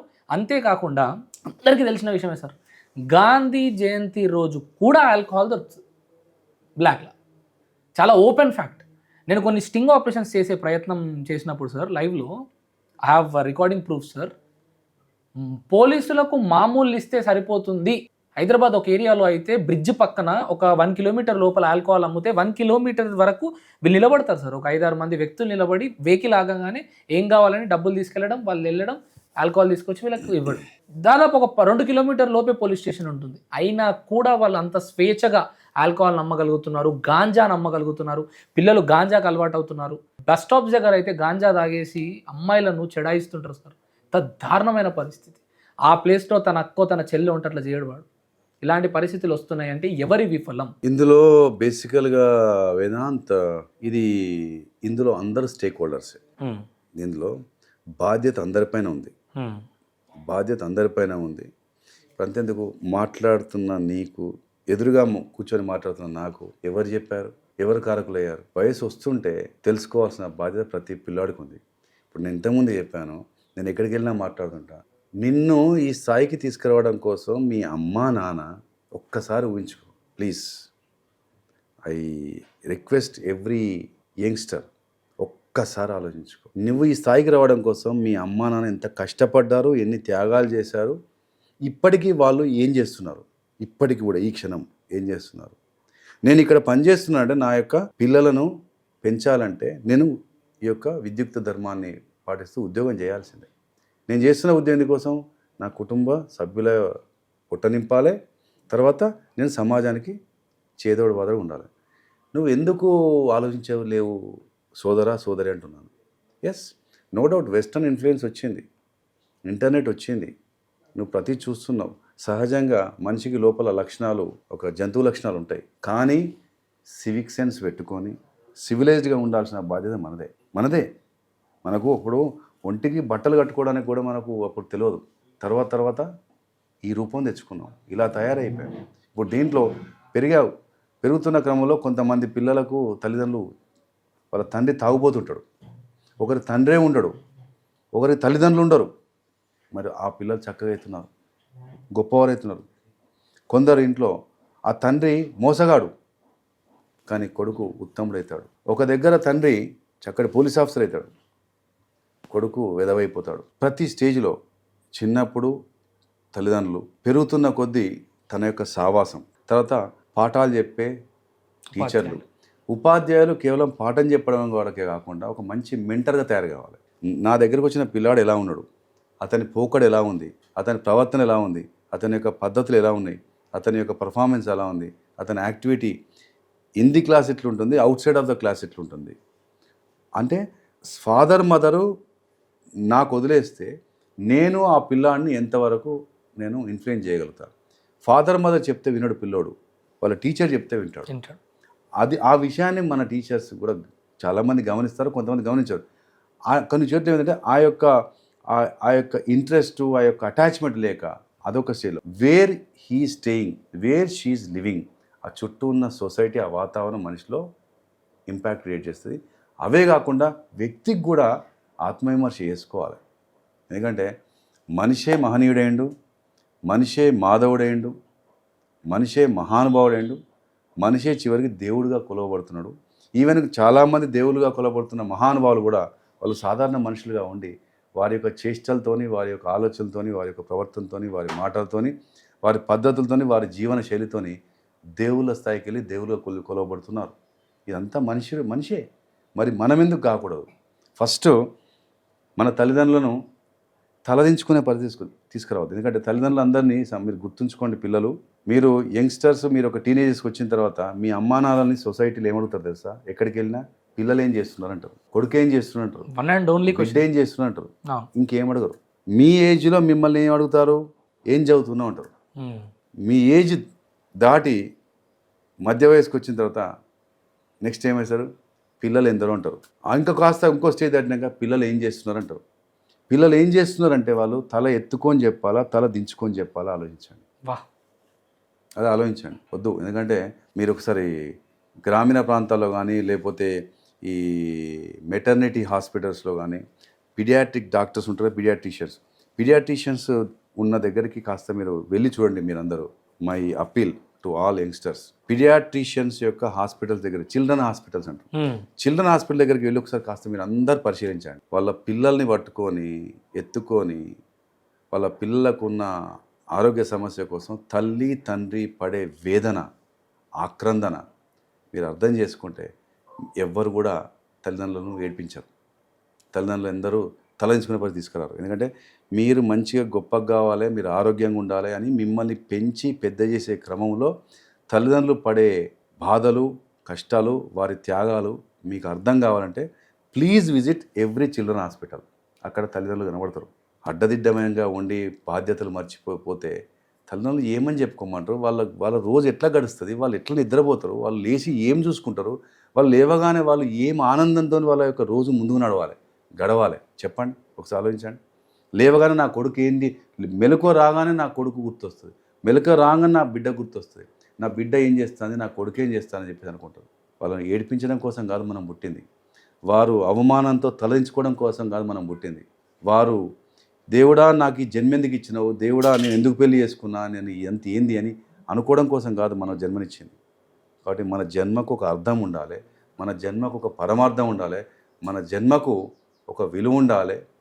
మన తల్లిదండ్రులను ఏడిపించద్దు, బాధ పెట్టద్దు. మన కుటుంబం పేరు, మన గ్రామం యొక్క పేరు దశ దిశల గొప్పగా అనుకునే స్థాయి తీసుకొచ్చుకోవడం కోసం కష్టమే కాదు. జస్ట్ ఒకసారి వీఆర్ ఇన్ వై జంక్షన్, ఇటు పోవాలా, ఇటు పోతే నాశనం అవుతాం, ఇటు పోతే చక్కగా అవుతాం. గుర్తుంచుకోండి, ఏమీ మునిగిపోలే, ఏమీ మించిపోలే. ఇప్పటికైనా నా బ్రదర్స్ అండ్ సిస్టర్స్ కొంతమంది చెప్తున్నాను, ఇప్పటికైనా కూలిన చోటనే నూతన భవనం నిర్మిద్దాం. కాబట్టి కూలిపోయిందని బాధపడద్దు, అక్కడే కొత్త భవనం నిర్మిద్దాం. దానికోసం just we require mental shift, we require mental revolution. So ఆ మెంటల్ రెవల్యూషన్ వైపు మనం తీసుకుపోదాం.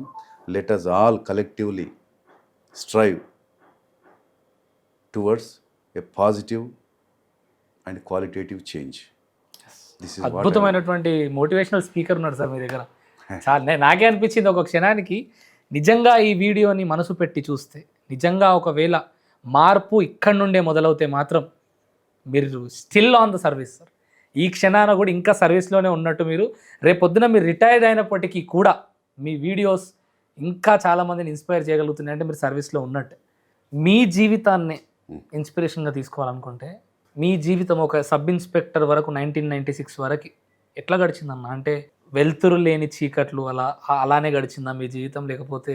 ఒకటి చెప్తాను వేదాంత్. అంటే నేను ఈ మధ్య యూనివర్సిటీకి వెళ్ళాలనుకుంటున్నా, మళ్ళీ కాకతీయ యూనివర్సిటీ. చదువుకునే రోజుల్లో ఇంటర్మీడియట్లో నేను ఒక బంధువుల ఇంట్లో ఉన్నా. వారి ఇంట్లో ఒకటి అనుకున్నాం, నేను చదువుకోవాలి, నా ఇంట్లో ప్రభుత్వ ఉద్యోగులు ఎవరు లేరు, నేను చదువుకోవాలి, నేను ఇంటికి పెద్దవాడిని, నేను ఉద్యోగం తెచ్చుకోవాలి, కష్టపడాలి, చదువుకోవాలి, నా చదివే ఆయుధం అనుకున్నా. అంత డిస్టర్బెన్స్ ఉంది వాళ్ళ ఇంట్లో, బంధువుల ఇంట్లో. అమ్మ నాన్న ఫార్మర్స్. అమ్మ నాన్న ఫార్మర్స్, ఓకే మా నాన్న ఫార్మింగ్ చేసేది, అమ్మ హోమ్ మేకర్. ఓకే. సో అనిపించింది నేను ఇక్కడ బంధువులు ఇంట్లో ఉన్నాను, కానీ ఇంట్లో వాళ్ళ డిస్టర్బెన్స్ అవన్నీ నేను సార్ నేను చదువుకుంటున్నా, మీరు సైలెంట్గా ఉండండి అని చెప్పి నేను అనలేను. అంత మనకు అది లేదు, కానీ చదువుకోవాలి, Yeah. హక్కు లేదు, చదువుకోవాలి. యూనివర్సిటీలో అది నేను గొప్పగా చెప్తున్నాను అనుకో, జస్ట్ నువ్వు అన్నవాడు చెప్తున్నాను. ఆడ గుట్టలు ఉంటాయి, రాళ్ళు గుట్టలు. ఓ రోజు చూసిన సైకిల్ వేసుకొని పోయినా, ఎక్కడ చదువుకోవాలి, నేను ఎక్కడ కూర్చోవాలి, ఎక్కడ చదువుకోవాలి. ఆ గుట్టలలో కూడా కూర్చొని, సొరంగాలలో అందులో సొరికెలలో పోయి కూర్చొని చదువుకునేది. చదువుకునే ఇప్పటి లెక్క వాటర్ బాటిల్, ఇప్పటి లెక్క మెత్త కూర్చోవాలి, మంచిగా నొప్పి లేవద్దు ఉండాలి, ఉరగాలి, నీట్గా ఉండాలి, మధ్య మధ్య మంచిది తాగాలి, మధ్య మధ్య లేవాలి, మ్యూజిక్ ఇవన్నీ. మధ్యాహ్నం కాలేజ్ అయిపోయినాక ఇంటర్మీడియట్లో వచ్చి వాళ్ళ ఇంట ఇంత తిని సైకిల్ మీద కొన్ని పుస్తకాలు పట్టుకొని పోయి చీకటి పడే వరకు ఆ రాళ్ళ మీద కూర్చునేది. కింద గొర్రెల కాపర్ల డ్యూటీ వాళ్ళు చేసుకునేది, నేను పైన కూర్చొని చదువుకుంటాను. చీకటి అవుతుందంటే ఫీల్ అయ్యేది, అయిపోయింది, అయ్యో అయిపోతుందని. మరీ ఇట్లా ఇట్లా ఇట్లా కూడా చూసేది, ఇట్లా చదివేది. అంత ఇష్టపడి చదువుకున్నా. చిన్నప్పుడు మా అమ్మమ్మ వాళ్ళ ఊర్లో ఉన్నప్పుడు వాగు దాటి స్కూల్కి వెళ్ళేది. 7th క్లాస్ వరకు ఆ ఊర్లో ఉంటుంది, 8th ఉండదు. ఒక ఊరు వాగు దాటిపోవాలి. 11 years 12 years నేను వాగు దాటుకుంటూ సన్నటి ఇసుకల ఎండల కాలుతా అంటే ఆ స్లిప్పర్లు వేసుకొని పోయి దాటుకొని చదివేది. నేను ఎక్కడెక్కడెక్కడో చదువుకున్నా, కానీ ఎక్కడ చదువుకున్నా కూడా ఒకటి అనుకునేది, నేను ఇక్కడ ఈ సుఖం కాదు, నాకు కావాల్సింది నేను సంపాదించుకుంటా అని అనుకున్నాను. నిజాయితీగా కష్టపడ్డాను. ఆ సృష్టికర్త, సృష్టి నాకు సహకరించింది. ఈరోజు అందుకే నాకు ప్రతీది గుర్తుంటుంది. ఒక స్కూల్ పాప పోతుంటే చెప్పులు ఉన్నాయా, బ్యాగ్ ఎట్లుంది, ఆమె డ్రెస్ ఎట్లుంది, పెన్నులు ఉన్నాయని చూస్తాను. ఎందుకంటే అందుకే నాకు అదే గుర్తొస్తుంది. ఈ అమ్మాయికి బ్యాగ్ సరిగ్గా లేదు, ఈ అమ్మాయికి చెప్పులు లేవు, వీళ్ళకు సరి అయిన వసతులు లేవు, ఇక్కడ వీళ్ళకు బట్టలు లేవు, వీరికి ఏం కావాలి. ఇక్కడ మొన్న ఒక హాస్టల్ పోయినా 12 మంది పిల్లలు ఒక 6 పడుకునే దాంట్లో పడుకుంటున్నారు. వారికి కనీస సదుపాయాలు లేవు. వీళ్ళకి ఏం చేయాలి, వీళ్ళకి ఏం చేస్తే బాగుంటుంది. చదువుకుంటా అని అనుకుంటే వాళ్ళు తక్కువ ఉన్నారు. చదువుకుంటా అనుకుంటే వాళ్ళు ఖచ్చితంగా అవుట్సైడ్ హెల్ప్ చేయాలి. అది ఎగ్జాక్ట్లీ అవుట్సైడ్ ఏదైనా కమ్ వాట్ మే 80% చేయాలి. సో చదువుకుంటా అనే వాళ్ళ కోసం మనం చేసుకుంటూ వెళ్ళాలి. ఇప్పుడు నేను ఇంకా నా ప్రయత్నం ఏంటంటే, ఇప్పుడు ఇలా సమాజంలో సాయం చేద్దామని చెప్పి అనుకునే వాళ్ళు కోకొల్లన్నారు. వేదాంత్ చాలామంది ఉన్నారు, కానీ వారికి ఎలా చేయాలి, వారి యొక్క మంచితనాన్ని, వారు సాయం చేసే గుణాన్ని ఒక ప్రాపర్గా ఛానలైజ్ చేసే విధానం లేదు, ఆ విధానం లేదు, ఆ వ్యవస్థ లేదు, ఆ నమ్మకం కలిగించేది లేదు. కాబట్టి ఆ నమ్మకం కలిగిస్తూ వారందరినీ ఆర్గనైజ్ చేసి ఒక మంచి పని వైపుకు తీసుకుపోయే ప్రయత్నం చేస్తున్నాను. డెఫినెట్గా ముందు ఇంకా కొన్ని కలెక్టివ్ ఎఫర్ట్తో అందరినీ కలుపుకపోయి ఇంకా కొన్ని సమాజ అభ్యున్నతికి పనికొచ్చే కొన్ని పనులు చేయాలని కోరుకుంటూ, ఈ సమాజం నాకు ఈ గత కొంతకాలంగా నేను చేస్తున్న పనులను వారు నన్ను ఇష్టపడుతున్న పద్ధతి, వారు నన్ను హర్షిస్తున్న తీరు, వారు నన్ను ఎంకరేజ్ చేస్తున్న విధానం, వారి యొక్క ఆశీస్సులు, వారి యొక్క బ్లెస్సింగ్స్ చూస్తుంటే, నువ్వు చల్లగా ఉండాలి, నువ్వు ఆరోగ్యంగా ఉండాలి, నువ్వు మంచిగా ఉండాలని చెప్పేసి నేను ఎవరో తెలియని వ్యక్తులు నన్ను ఆశీర్వదిస్తున్నాను. సో వారి అన్ని ఆశీర్వాదాలను, వారి యొక్క బెస్ట్ విషెస్ అన్నిటినీ నేను స్వీకరించి, అదే నా బలంగా తీసుకొని, అదే నా ఆస్తిగా భావించి, నేను ఖచ్చితంగా మంచి మనసున్న మానవతామూర్తుల యొక్క సహాయ సహకారాలు తీసుకుంటూ, ఈ మానవ సమాజమే కాకుండా, సమాజం అంటే ఒక మనుషులే కాదు, సర్వ ప్రాణులు, ఇది ఒక్కరి జాగిరి కాదు, ఇది మనిషి జాగిరి కాదు, అందరికీ ఎంతో కొంత సాయం చేస్తూ, సమస్త ప్రాణులకు ఏదో సాయం చేస్తూ ఈ పర్యావరణాన్ని కాపాడాలి.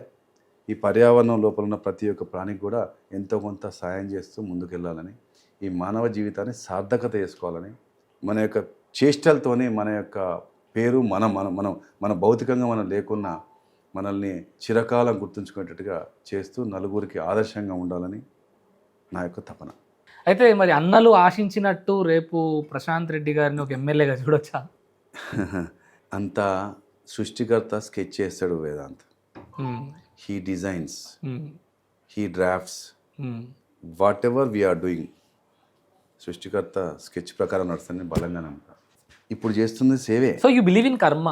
100% చేసిన తిరిగి వస్తుంది, మంచి అయినా చెడు, తప్పకుండా.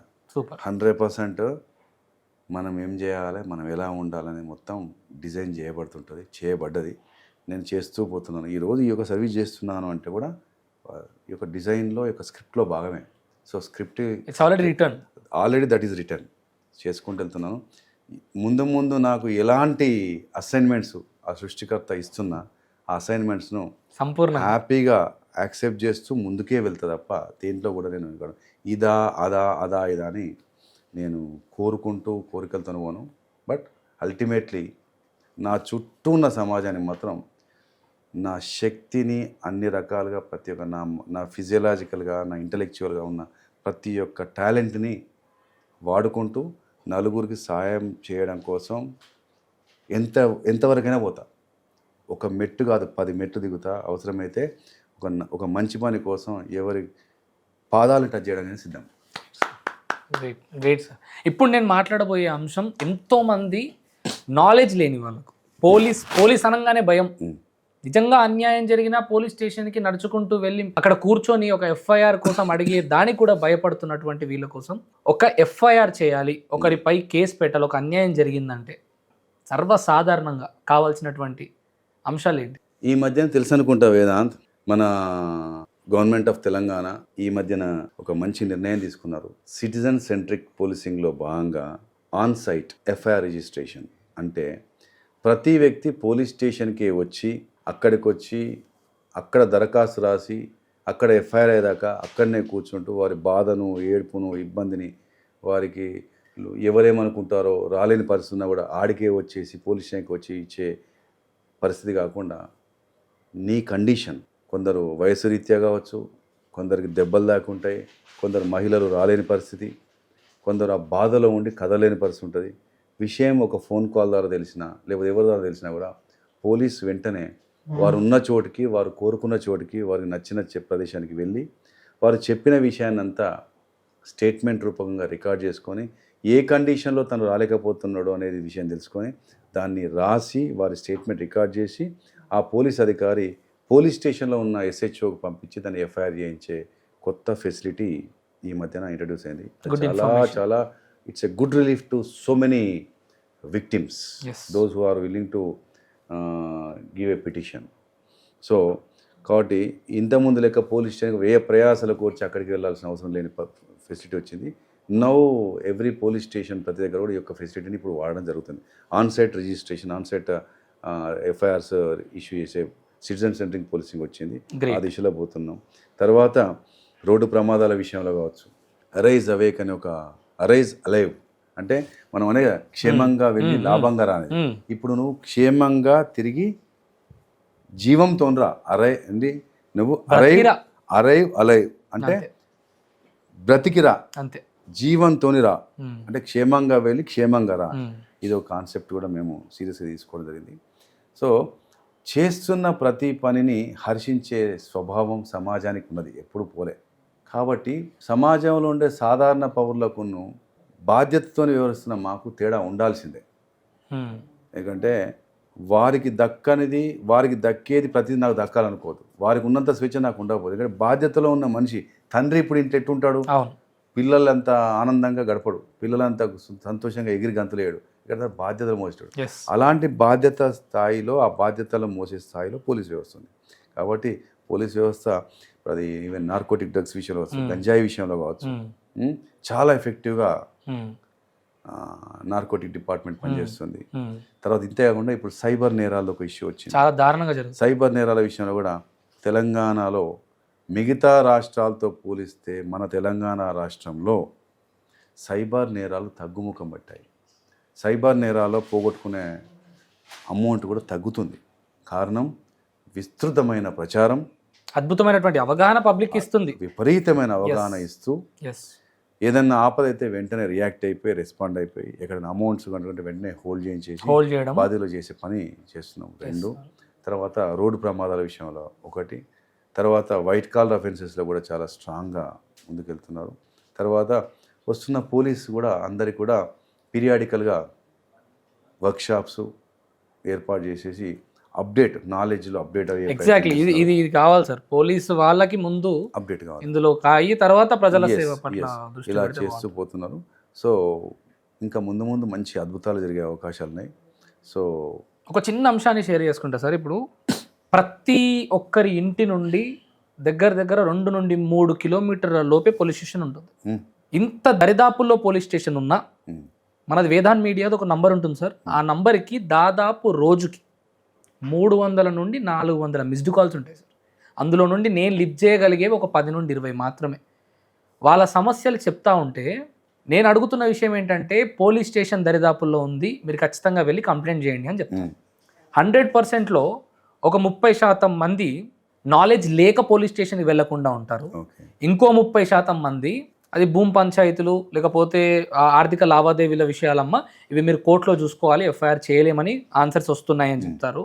ఇంకో 30% మంది ఎదుటి వాడు ఎవరైతే నేను కంప్లైంట్ పెడుతున్నానో వాడికి బలగం ఉంది, వాడికి బలం ఉంది, వాడిపైన ఎఫ్ఐఆర్ పెట్టాలంటే ఏం చేసుకుంటూ చేసుకపోమ్మా, మేము ఎఫ్ఐఆర్ చేయమని పోలీస్ వ్యవస్థ చెప్తా ఉంది అని పోలీసులను బదలాం చేస్తుంటారు. ఇది 100% పోలీసులు ఇట్లా చేస్తున్నారని చెప్పట్లేదు సార్, పోలీసులను బదలాం చేస్తున్నారు. సో ఈ రోజు వేదాంత్ మీడియా ప్రజలకు మీ తరపున పోలీస్ ఎంత బాధ్యతగా వ్యవహరిస్తుంది, పోలీస్ ముందు ప్రతి ఒక్కరూ సమానులే, ఎవరైనా పర్లేదు, అన్యాయం జరిగిందంటే ఎఫ్ఐఆర్ చేయడానికి ఖచ్చితంగా ముందుంటుంది అనే విషయం మీ నోటితో చెప్పించాలనేది నా ప్రయత్నం sir. Please. Proudly I can tell one thing Vedant, ఒక కంప్లైంట్ ఇస్తే అది కాగ్నిజబుల్ కాంటెంట్స్, అంటే ఎఫ్ఐఆర్ ఇష్యూ చేయడానికి అనుకూలంగా ఉన్న అంశాలు ఉన్న ప్రతి దాంట్లో కూడా it's a right for every citizen who may be a victim and who has every right to ensure that he's complaint is registered by way of FIR. ఈ విషయంలో కొన్ని చోట్ల కొంత వెంటనే ఎఫ్ఐఆర్లు ఇష్యూ కాకుండా పోవడానికి కారణం అది నిజమా కాదా తెలుసుకునే విషయంలో ఎంక్వైరీ చేస్తుంటారు. ఎందుకంటే ఈ రోజులలో క్రైమ్ రేట్ పెరిగింది అంటాం, క్రైమ్ రేట్ పెరగడం కంటే ఎక్కువ క్రైమ్ రిజిస్ట్రేషన్ పెరిగింది. రిజిస్ట్రేషన్ పెరిగేసరికి లెక్కలు పెరుగుతున్నాయి. అంతకుముందు ఇంత రిజిస్ట్రేషన్ లేదు, ఇప్పుడు ఫ్రీ రిజిస్ట్రేషన్ అయిపోయింది. క్రైమ్ వర్కింగ్ చేయట్లేదు, అంటే క్రైమ్ను అణచిపెట్టట్లేదు. వచ్చిన కంప్లైంట్ వచ్చినట్టుగానే కేసులు రిజిస్టర్ చేయడం జరుగుతుంది. ఎక్కడో చోట ఏదో దగ్గర ఎవరో ఒకరు కొంత ఇండివిజువల్గా కొంతమంది కొన్ని రిలేషన్షిప్స్ ఉండి కొన్ని ఇన్ఫ్లుయెన్స్లో ఉండి కొంతమంది కొన్ని చోట్ల ఎఫ్ఐఆర్ చేయడంలో వెనక ముందు ఆడతారు. ఎందుకంటే పోలీస్ కూడా సమాజంలోకి వెళ్ళి వచ్చిన వాళ్ళే కదా.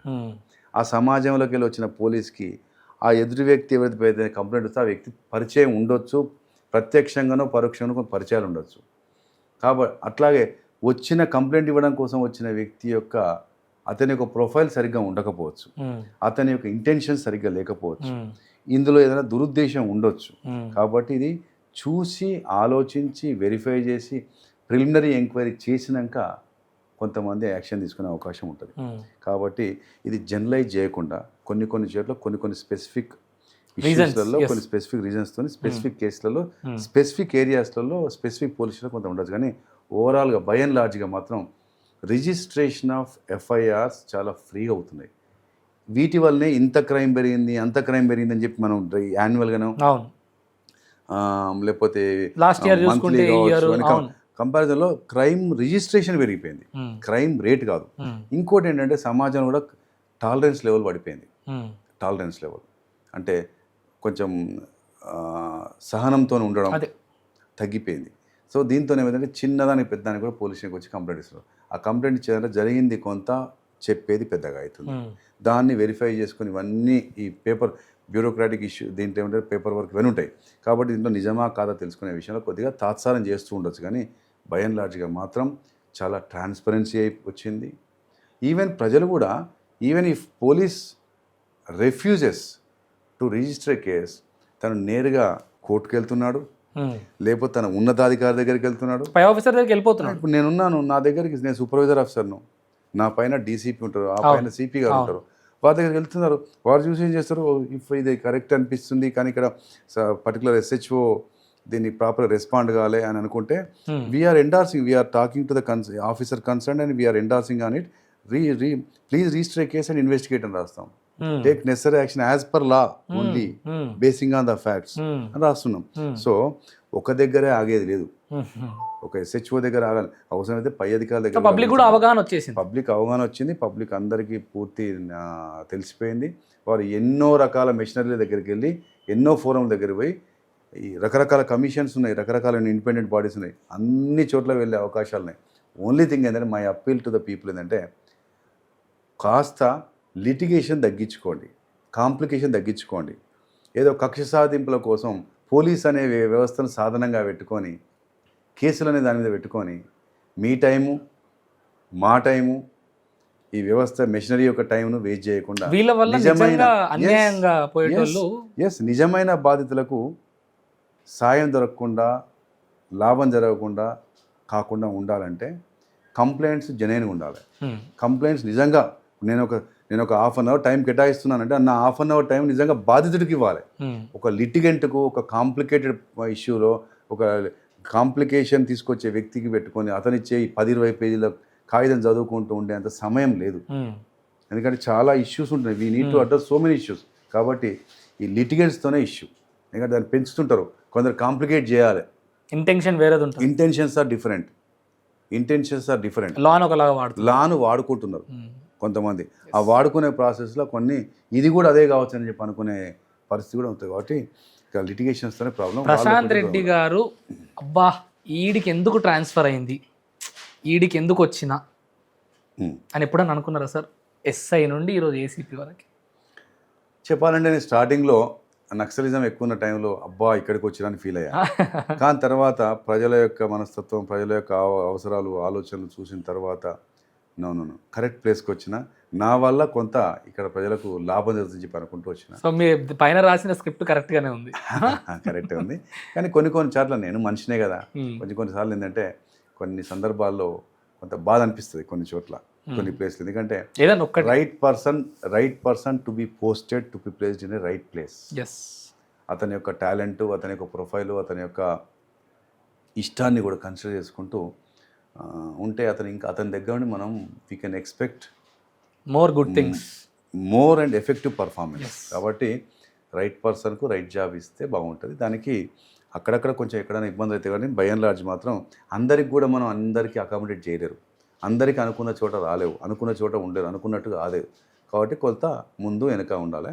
మీరు సిఐడి ఇన్స్పెక్టర్గా కూడా చేశారు కదా సార్.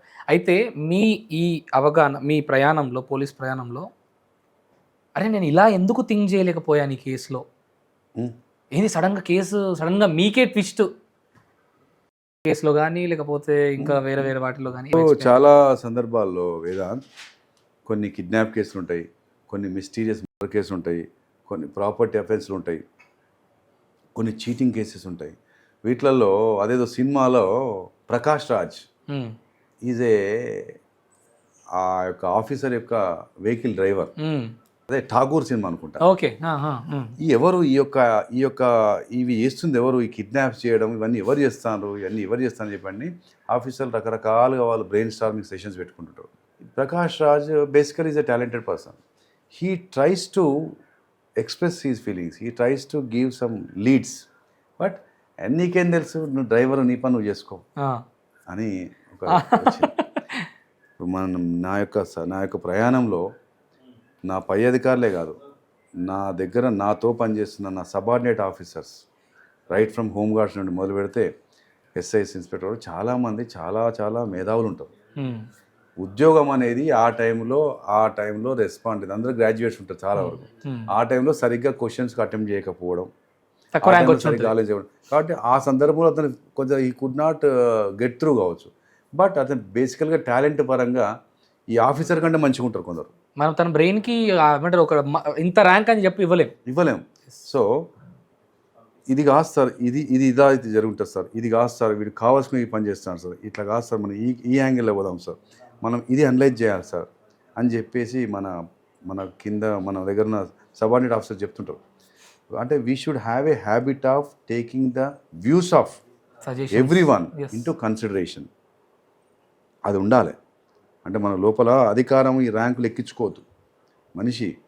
కాబట్టి ఇదంతా ఎట్లా ఉండాలంటే పార్టిసిపేటివ్ మేనేజ్మెంట్ ఉండాలి, కలెక్టివ్గా పోవాలి, కలిసిపోయి మనం ఎవరి అభిప్రాయాలు తెలుసుకుంటే అందులో ఎక్కడో దగ్గర ఒక మంచి ఐడియా ఉంటుంది. ఐడియాని తీసుకుంటే మిస్టీరియస్ అద్భుతమైనటువంటి కేసెస్ చాలా అవుతాయి వేదాంత్. అందులో చాలా అంతు చిక్కని మర్డర్ కేసులు, అంతు చిక్కని చీటింగ్ కేసులు, ఈవెన్ డేటా అనలిస్ట్, మన కాల్ డేటా అనాలిసిస్ ఉంటుంది. అవన్నీ కానిస్టేబులరీ ర్యాంక్లో, హోంగార్డ్ ర్యాంక్లో ఉన్న చాలా, ఎందుకంటే వాళ్ళు టెక్నాలజికల్గా దే ఆర్ టెక్ సర్వీస్, వాళ్ళకున్నంత అవగాహన ఎప్పుడో రిక్రూట్ అయిన ఆఫీసర్స్కి ఉండకపోవచ్చు. వాళ్ళు గొప్ప గొప్ప ఐడియాస్ ఇస్తారు, గొప్ప గొప్ప ఆలోచనలు ఇస్తారు. ఇది స్టార్టప్ యుగం అండి, కొత్త కొత్త ఆలోచనలు వచ్చే యుగం. ఈ యుగంలో పోలీసులు కూడా ఉన్నారు చాలామంది. కాబట్టి చాలా సందర్భాలలో అంతు చిక్కని సెన్సేషనల్ క్రైమ్స్లో, మిస్టీరియస్ కేసులలో చాలా వరకు నాతో కలిసి పనిచేసిన సబార్డినేట్ ఆఫీసర్స్ చాలామంది కూడా చాలా వరకు సలహాలు ఇచ్చారు. కాబట్టి మనకు అది ఉండాలి, ఎదుటి వ్యక్తుల యొక్క సలహాను వాళ్ళు చెప్తుందని వినాలనే ఆలోచన మనకు ఉండాలి, ఆ గుణం ఉండాలి, ఉంటే సక్సెస్ అవుతాం. లాస్ట్ బట్ నాట్ లీస్ట్ అన్న, ప్రశాంత్ రెడ్డి గారికి రైతన్న పట్ల అంత దగ్గర సంబంధం ఎందుకు ఏర్పడింది? వ్యక్తిగతంగా నేను ఒకటి ఫీల్ అవుతా. అసలు 3 ప్రయారిటీస్ ఉండాలంట వ్యవస్థలో. ఒకటి వ్యవసాయం, రెండవది వైద్యం, మూడవది విద్య. ఎంత మాట్లాడుతున్నా కూడా కోటి విద్యలు కూటి కొరకే. ఆ కూడును అందించేది రైతన్న, రైతక్క. తినుకుంటూ కూడా వ్యవసాయం దండగా అని చెప్పి అంటుంటారు. వ్యవసాయంలో ఏం లేదు, వ్యవసాయం లేదు, కానీ మళ్ళీ తిండి కావాలి. విద్య కనుక సరిగ్గిస్తే ప్రపంచంలో ఎక్కడికైనా పోతాడు. మనకు ఉపాధి ఇప్పించాల్సిన అవసరం లేదు, తనే వెతుక్కుంటాడు, తనే తెచ్చుకుంటాడు. తనకే ఎక్కడుంది, తనకు తగ్గ అవకాశం ఎక్కడుంది ఎత్తుకుని పోతాడు, అవకాశం సృష్టించుకుంటాడు విద్య సరిగ్గా ఉంటే. నెక్స్ట్ వైద్యం. ముందు అతను బతికుండాలి, బతికుంటే బల్సాగు తిననే బతకచ్చు, బతికుండాలి. ఈ 3 ప్రజలకు ఇవ్వాలి మనం. అందులో రోజు మనం చేసే పని తిండి. ఆ తిండి పెట్టే దేవుడు ఎవరు? రైతన్న. ఆ రైతన్న కష్టాన్ని స్వయంగా నేను చూసిన. ఆ రైతన్న ఆ భూమిలో ఏ సారవంతంగా ఉందా, దాంట్లో ఏమేమి ఉన్నాయి, ఏ పోషకాలు ఉన్నాయి, ఏవి లోపించినాయి తెలియదు, ఏ పంట వేయాలో అర్థం కాదు, ఆ పండిన పంటకు మధ్యన చీడపీడలు వస్తే ఏ రకంగా అటెండ్ కావాలో తెలియదు. దాంట్లో భాగంగా ప్రయాసాలకు వచ్చి ఇవన్నీ చేసుకుంటూ పోతే ఈ పండిన పంటను ఎటు అమ్మాలో తెలియదు. తనకు అడుగడుగున కష్టాలే. మనం కన్న పిల్లలైనా మనం ఎక్కడనో పెడతాం, తల్లి దగ్గర పెడతాం. ఇప్పుడు నా పిల్లలు ఎక్కడో తల్లి దగ్గర, అవసరం హాస్టల్లో పెడతాం, ఇంకెక్కడో పెడతాం, ఓ ఫ్రెండ్ దగ్గర పెడతాం. కానీ కన్న పిల్లల కంటే తనకంటే ఎక్కువ భూమిని దున్నిన దాంట్లో విత్తనం వేసి, ఆ విత్తనం సరైన విత్తనం దొరకబట్టుకొని, కల్తీ లేని విత్తనం దొరకబట్టుకొని, ఆ విత్తనం మొలకొచ్చేదాకా చూసుకొని, మొలకొచ్చినాక అది పెరిగి పెద్దదై పువ్వులు వచ్చి కాయ సరిగ్గా ఎటువంటి చీడపీడల బారిన కాకుండా అది చేతికి చిక్కే వరకు అనుక్షణం కంటికి రెప్పల తన తనువును, తన పిల్లల్ని అన్నిటినీ కూడా పక్కన పెట్టి ఆ యొక్క ఆ విత్తనం కోసం, విత్తనం మొక్క కావాలని, మొక్క చెట్టు కావాలని, చెట్టు కాయ ఇవ్వాలని, కాయ మన చేతికి చిక్కే వరకు అనుక్షణం పాటుపడుతున్నది రైతన్న. ఆ రైతన్నకు ఎంత చేసినా తక్కువే. ఆ రైతన్న పండించిన పంటకు మనం ఎంత ఇచ్చినా తక్కువే. కాబట్టి ఆ రైతన్నను కాపాడుకోవాలి, ఆ రైతు కష్టాలను అర్థం చేసుకోవాలి. ఆ రైతు చూడండి, ఇప్పుడు మనం నీడకుంటాం, ఏసీలో ఉంటాం, సమయాన్ని తింటాం, తను ఏ సీజన్ను పట్టించుకోకుండా, ఆడ పాములు ఉన్నాయా, తేళ్ళు ఉన్నాయా, ఏది పట్టించుకోకుండా తను అహోరాత్రులు కష్టపడి చేస్తున్న అతనికి ఎంత ఇచ్చినా తక్కువే, ఎంత కొలిచినా తక్కువే, ఎంత కీర్తించినా తక్కువే. అతన్ని కాపాడుకోవాలి, అతన్ని ఎంకరేజ్ చేయాలి. ఇంకా చాలామంది యువకులు వ్యవసాయ రంగం వైపు పోవాలి, రావాలి, మంచి పంటలు పండియాలి. అది కూడా ఆర్గానిక్ రావాలి. ఎందుకంటే చాలా వరకు వస్తున్న సమస్యలు, ఆరోగ్య సమస్యలు ఈ యొక్క పంటల వల్లనే. కాబట్టి పంటలను పండించే రైతన్నలందరినీ కూడా మనం ఎంకరేజ్ చేయాలి. రైతన్న గర్వంగా, తృప్తిగా ఎలా ఉన్నామంటే మంచిగా ఉన్నాను, తృప్తిగా ఉన్నాను, ధైర్యంగా ఉన్నాను, హ్యాపీగా ఉన్నాను, ఆ పరిస్థితి తీసుకురావాలని నా కళ. గ్రేట్. ఫైనల్లీ వేదాంత్ మీడియా యువతకు యాజ్ బీయింగ్ ఏ పోలీస్ ఆఫీసర్గానే కాదు, బాధ్యత గల వ్యక్తిగా వేదాంత్ మీడియా ప్రేక్షకులకు ఏం చెప్పాలనుకుంటున్నారన్న? అన్ని జన్మల్లోకి వెళ్ళి అత్యంత ఉత్తమమైన జన్మ మానవ జన్మ. ఆ మానవ జన్మ మనకు వచ్చింది. ఈ మానవ జన్మను పొందిన చాలామంది మహానుభావుల యొక్క జీవిత చరిత్రలు వాల్యూమ్స్ రూపకంగా ఉంటాయి. వారి జీవిత చరిత్ర చదువుతుంటే అసలు వీళ్ళు ఎన్ని వందల సంవత్సరాలు, వేల సంవత్సరాలు బతికారన్నట్టు అనిపిస్తుంది. ఈరోజు అనుభవిస్తున్న ప్రతి ఒక్క ఫెసిలిటీ మనకు మన పూర్వీకులు సృష్టించినాయి. వారి త్యాగాలు, వారి జీవితాన్ని మొత్తం త్యాగం చేసి వారి సుఖాలను వదిలేసుకొని ఈరోజు మనకు ఇన్ని వసతులు కల్పించారు. ఈరోజు మనం ఇంత సుఖంగా, సంతోషంగా, ఆనందంగా ఉన్నామంటే మన పూర్వీకులు మనుషులే. మరి అలాంటి జన్మల్లోకెల్లా ఉన్నతమైన జన్మైన మానవ జన్మను పొందిన మనమేం చేస్తున్నాం? మన జీవితాన్ని ఏ రకంగా మనం సద్వినియోగం చేసుకుంటున్నాం? బతికినంత కాలం ఆరోగ్యంగా ఉండాలి. బతికినంత కాలం నలుగురు మన చీతూ అని అనకుండా మనల్ని కన్న వాళ్ళను, మన పెంచిన వాళ్ళను, మన తోబుట్టువులను, మనకు చదువు చెప్పిన వాళ్ళను, మన చుట్టూ ఉన్న వాళ్ళందరూ కూడా మురిసిపోయేలాగా మన జీవితం ఉండాలి. మీకు నచ్చిన రంగాన్ని అది గౌరవప్రదం అయితే చాలు, అది ఇల్లీగల్ యాక్టివిటీ కాకుంటే చాలు. మీకు నచ్చిన రంగం ఏదైనా మంచిదే, ఆ ఇష్టమైన రంగం పట్ల దృష్టి పెట్టండి. ముఖ్యంగా యువత ఇప్పుడే this is the right time for you people to invest all your energies. Because ఈరోజు కాస్త కాంప్రమైజ్ అయితే, ఈరోజు కాస్త కష్టం అనిపించుకున్న దానికంటే కాస్త మనం తట్టుకోగలిగితే భవిష్యత్ అంతా అన్కాంప్రమైజింగ్గా బతకవచ్చు. దానికి ఇప్పుడు మనం పెట్టుబడి ఏంటంటే కాస్త ఆలోచించి మనం పోదాం. ఇప్పుడు కొన్ని ఉంటాయి, ప్రతి మనిషికి లోపల హార్మోనల్ ఇన్ఫ్లుయెన్సెస్ ఉంటాయి. రకరకాల గ్లాండ్స్ రకరకాల హార్మోన్స్ను రిలీజ్ చేస్తుంటాయి. కానీ ఏది రిలీజ్ చేస్తున్నా కూడా కొంచెం సోయితోని బతుకుదాం, కొంచెం ఆలోచనతో పోదాం. ఈ యొక్క పీరియడ్లో మనకు నచ్చిన మనం ఎంచుకున్న రంగంలో సరిగ్గా ఉండే ప్రయత్నం చేద్దాం. ఈ వయసులో లివర్ను నాశనం చేసుకోకుండా ఉందాం. ఈ వయసులో వెస్టర్న్ ఇన్ఫ్లుయెన్స్కు పూర్తిగా లొంగిపోయి జీవితంలో గడుస్తున్న రోజుల్ని క్షణాల్లాగా ఖర్చు పెట్టకుండా ఈ యొక్క యంగేజ్ అడాల్సెంట్ ఏజ్ నుండి ఈ యొక్క 25, 26, 30 లోపు వరకు ఉన్న ఈ ఏజ్లో చాలా జాగ్రత్తగా పద్ధతిగా లైఫ్ని హ్యాపీగా ఎంజాయ్ చేయాలి. కానీ లిమిటేషన్స్లో ఉంటూ మన యొక్క రెస్ట్ ఆఫ్ ద లైఫ్ సుఖంగా ఉండాలన్నా మన పైన ప్రత్యక్షంగా పరోక్షంగా ఆధారపడ్డ ప్రతి ఒక్కరు కూడా మన పట్ల మనల్ని ఆలోచిస్తే, మన గురించి ఆలోచిస్తే వాళ్ళు హ్యాపీగా ఉండేట్టుగా మనం ఇప్పుడు కాస్త బాధ్యతాయుతంగా ప్రవర్తిస్తాం. అది సేవనం విషయంలో కావచ్చు, అలవాట్ల విషయంలో కావచ్చు, డ్రైవింగ్ విషయంలో కావచ్చు, లేకపోతే మన డైలీ యాక్టివిటీ విషయంలో కావచ్చు, మనం చదువుకునే చదువు విషయంలో కావచ్చు, మనం చేస్తున్న వ్యవసాయం కావచ్చు, వ్యాపారం ఏదైనా కావచ్చు, ప్రతి దాంట్లో కాస్త నిజాయితీని కలుపుకొని కాస్త కష్టంని స్వీకరిస్తూ మన యొక్క ఈ యొక్క మోస్ట్ క్రూషియల్ స్టేజ్ అయిన ఈ యొక్క ఎంగేజ్ని పర్ఫెక్ట్గా మనం సరిగ్గా యూటిలైజ్ చేసుకుంటే రెస్ట్ ఆఫ్ ద లైఫ్ అంతా మనకు డివిడెండ్స్. కాబట్టి దానికోసం ప్రయత్నం చేద్దాం తప్ప ఆగం చేసుకోవద్దు. తమ్ముళ్ళారా చెల్లెళ్ళారా, మన జీవితాలను మంచిగా ఉందాం. ఎవరైనా బుద్ధిమంతులైన వాళ్ళు చెప్పే బుద్ధి మాటలు కాస్త విందాం, తీసి పడేయకుండా పద్ధతిగా ఉంటూ మంచిగా ఉందాం. Life simple, life is very very simple, life is very very weightless. అది ఎప్పుడు మనం దాన్ని అర్థం చేసుకొని దాన్ని వినియోగించుకునే విధానాన్ని బట్టి. లేకపోతే లైఫ్ ఎప్పుడు భారంగా ఉంటుంది, బరువుగా ఉంటుంది, భయంకరంగా ఉంటుంది, భీకరంగా ఉంటుంది. అది మనం రిసీవ్ చేసుకునే విధానాన్ని బట్టి. కాబట్టి ప్లీజ్ ఈ యొక్క బ్యూటిఫుల్ లైఫ్ని హ్యాపీగా గడపాలంటే ఇప్పుడు ఈ యొక్క ఎంగేజ్లో ప్రయారిటీస్ ఏవో కరెక్ట్గా మీరు ఆత్మవిమర్శ చేసుకోండి. మంచి సొసైటీలో ఉండండి, మంచి కంపెనీలో ఉండండి. మీ చుట్టూ ఉండే నలుగురు మిమ్మల్ని ఇన్ఫ్లుయెన్స్ చేస్తారు. ఆ నలుగురిని ఎంచుకునే విషయంలో కాస్త నీకంటే ఉన్నత ఆశయాలు, ఉన్నత భావాలు, ఉన్నత ఆలోచనలు ఉన్న వ్యక్తుల సాంగత్యంలో ఉండే ప్రయత్నం చేద్దాం. అది మహిళలు కావచ్చు, పురుషులు కావచ్చు.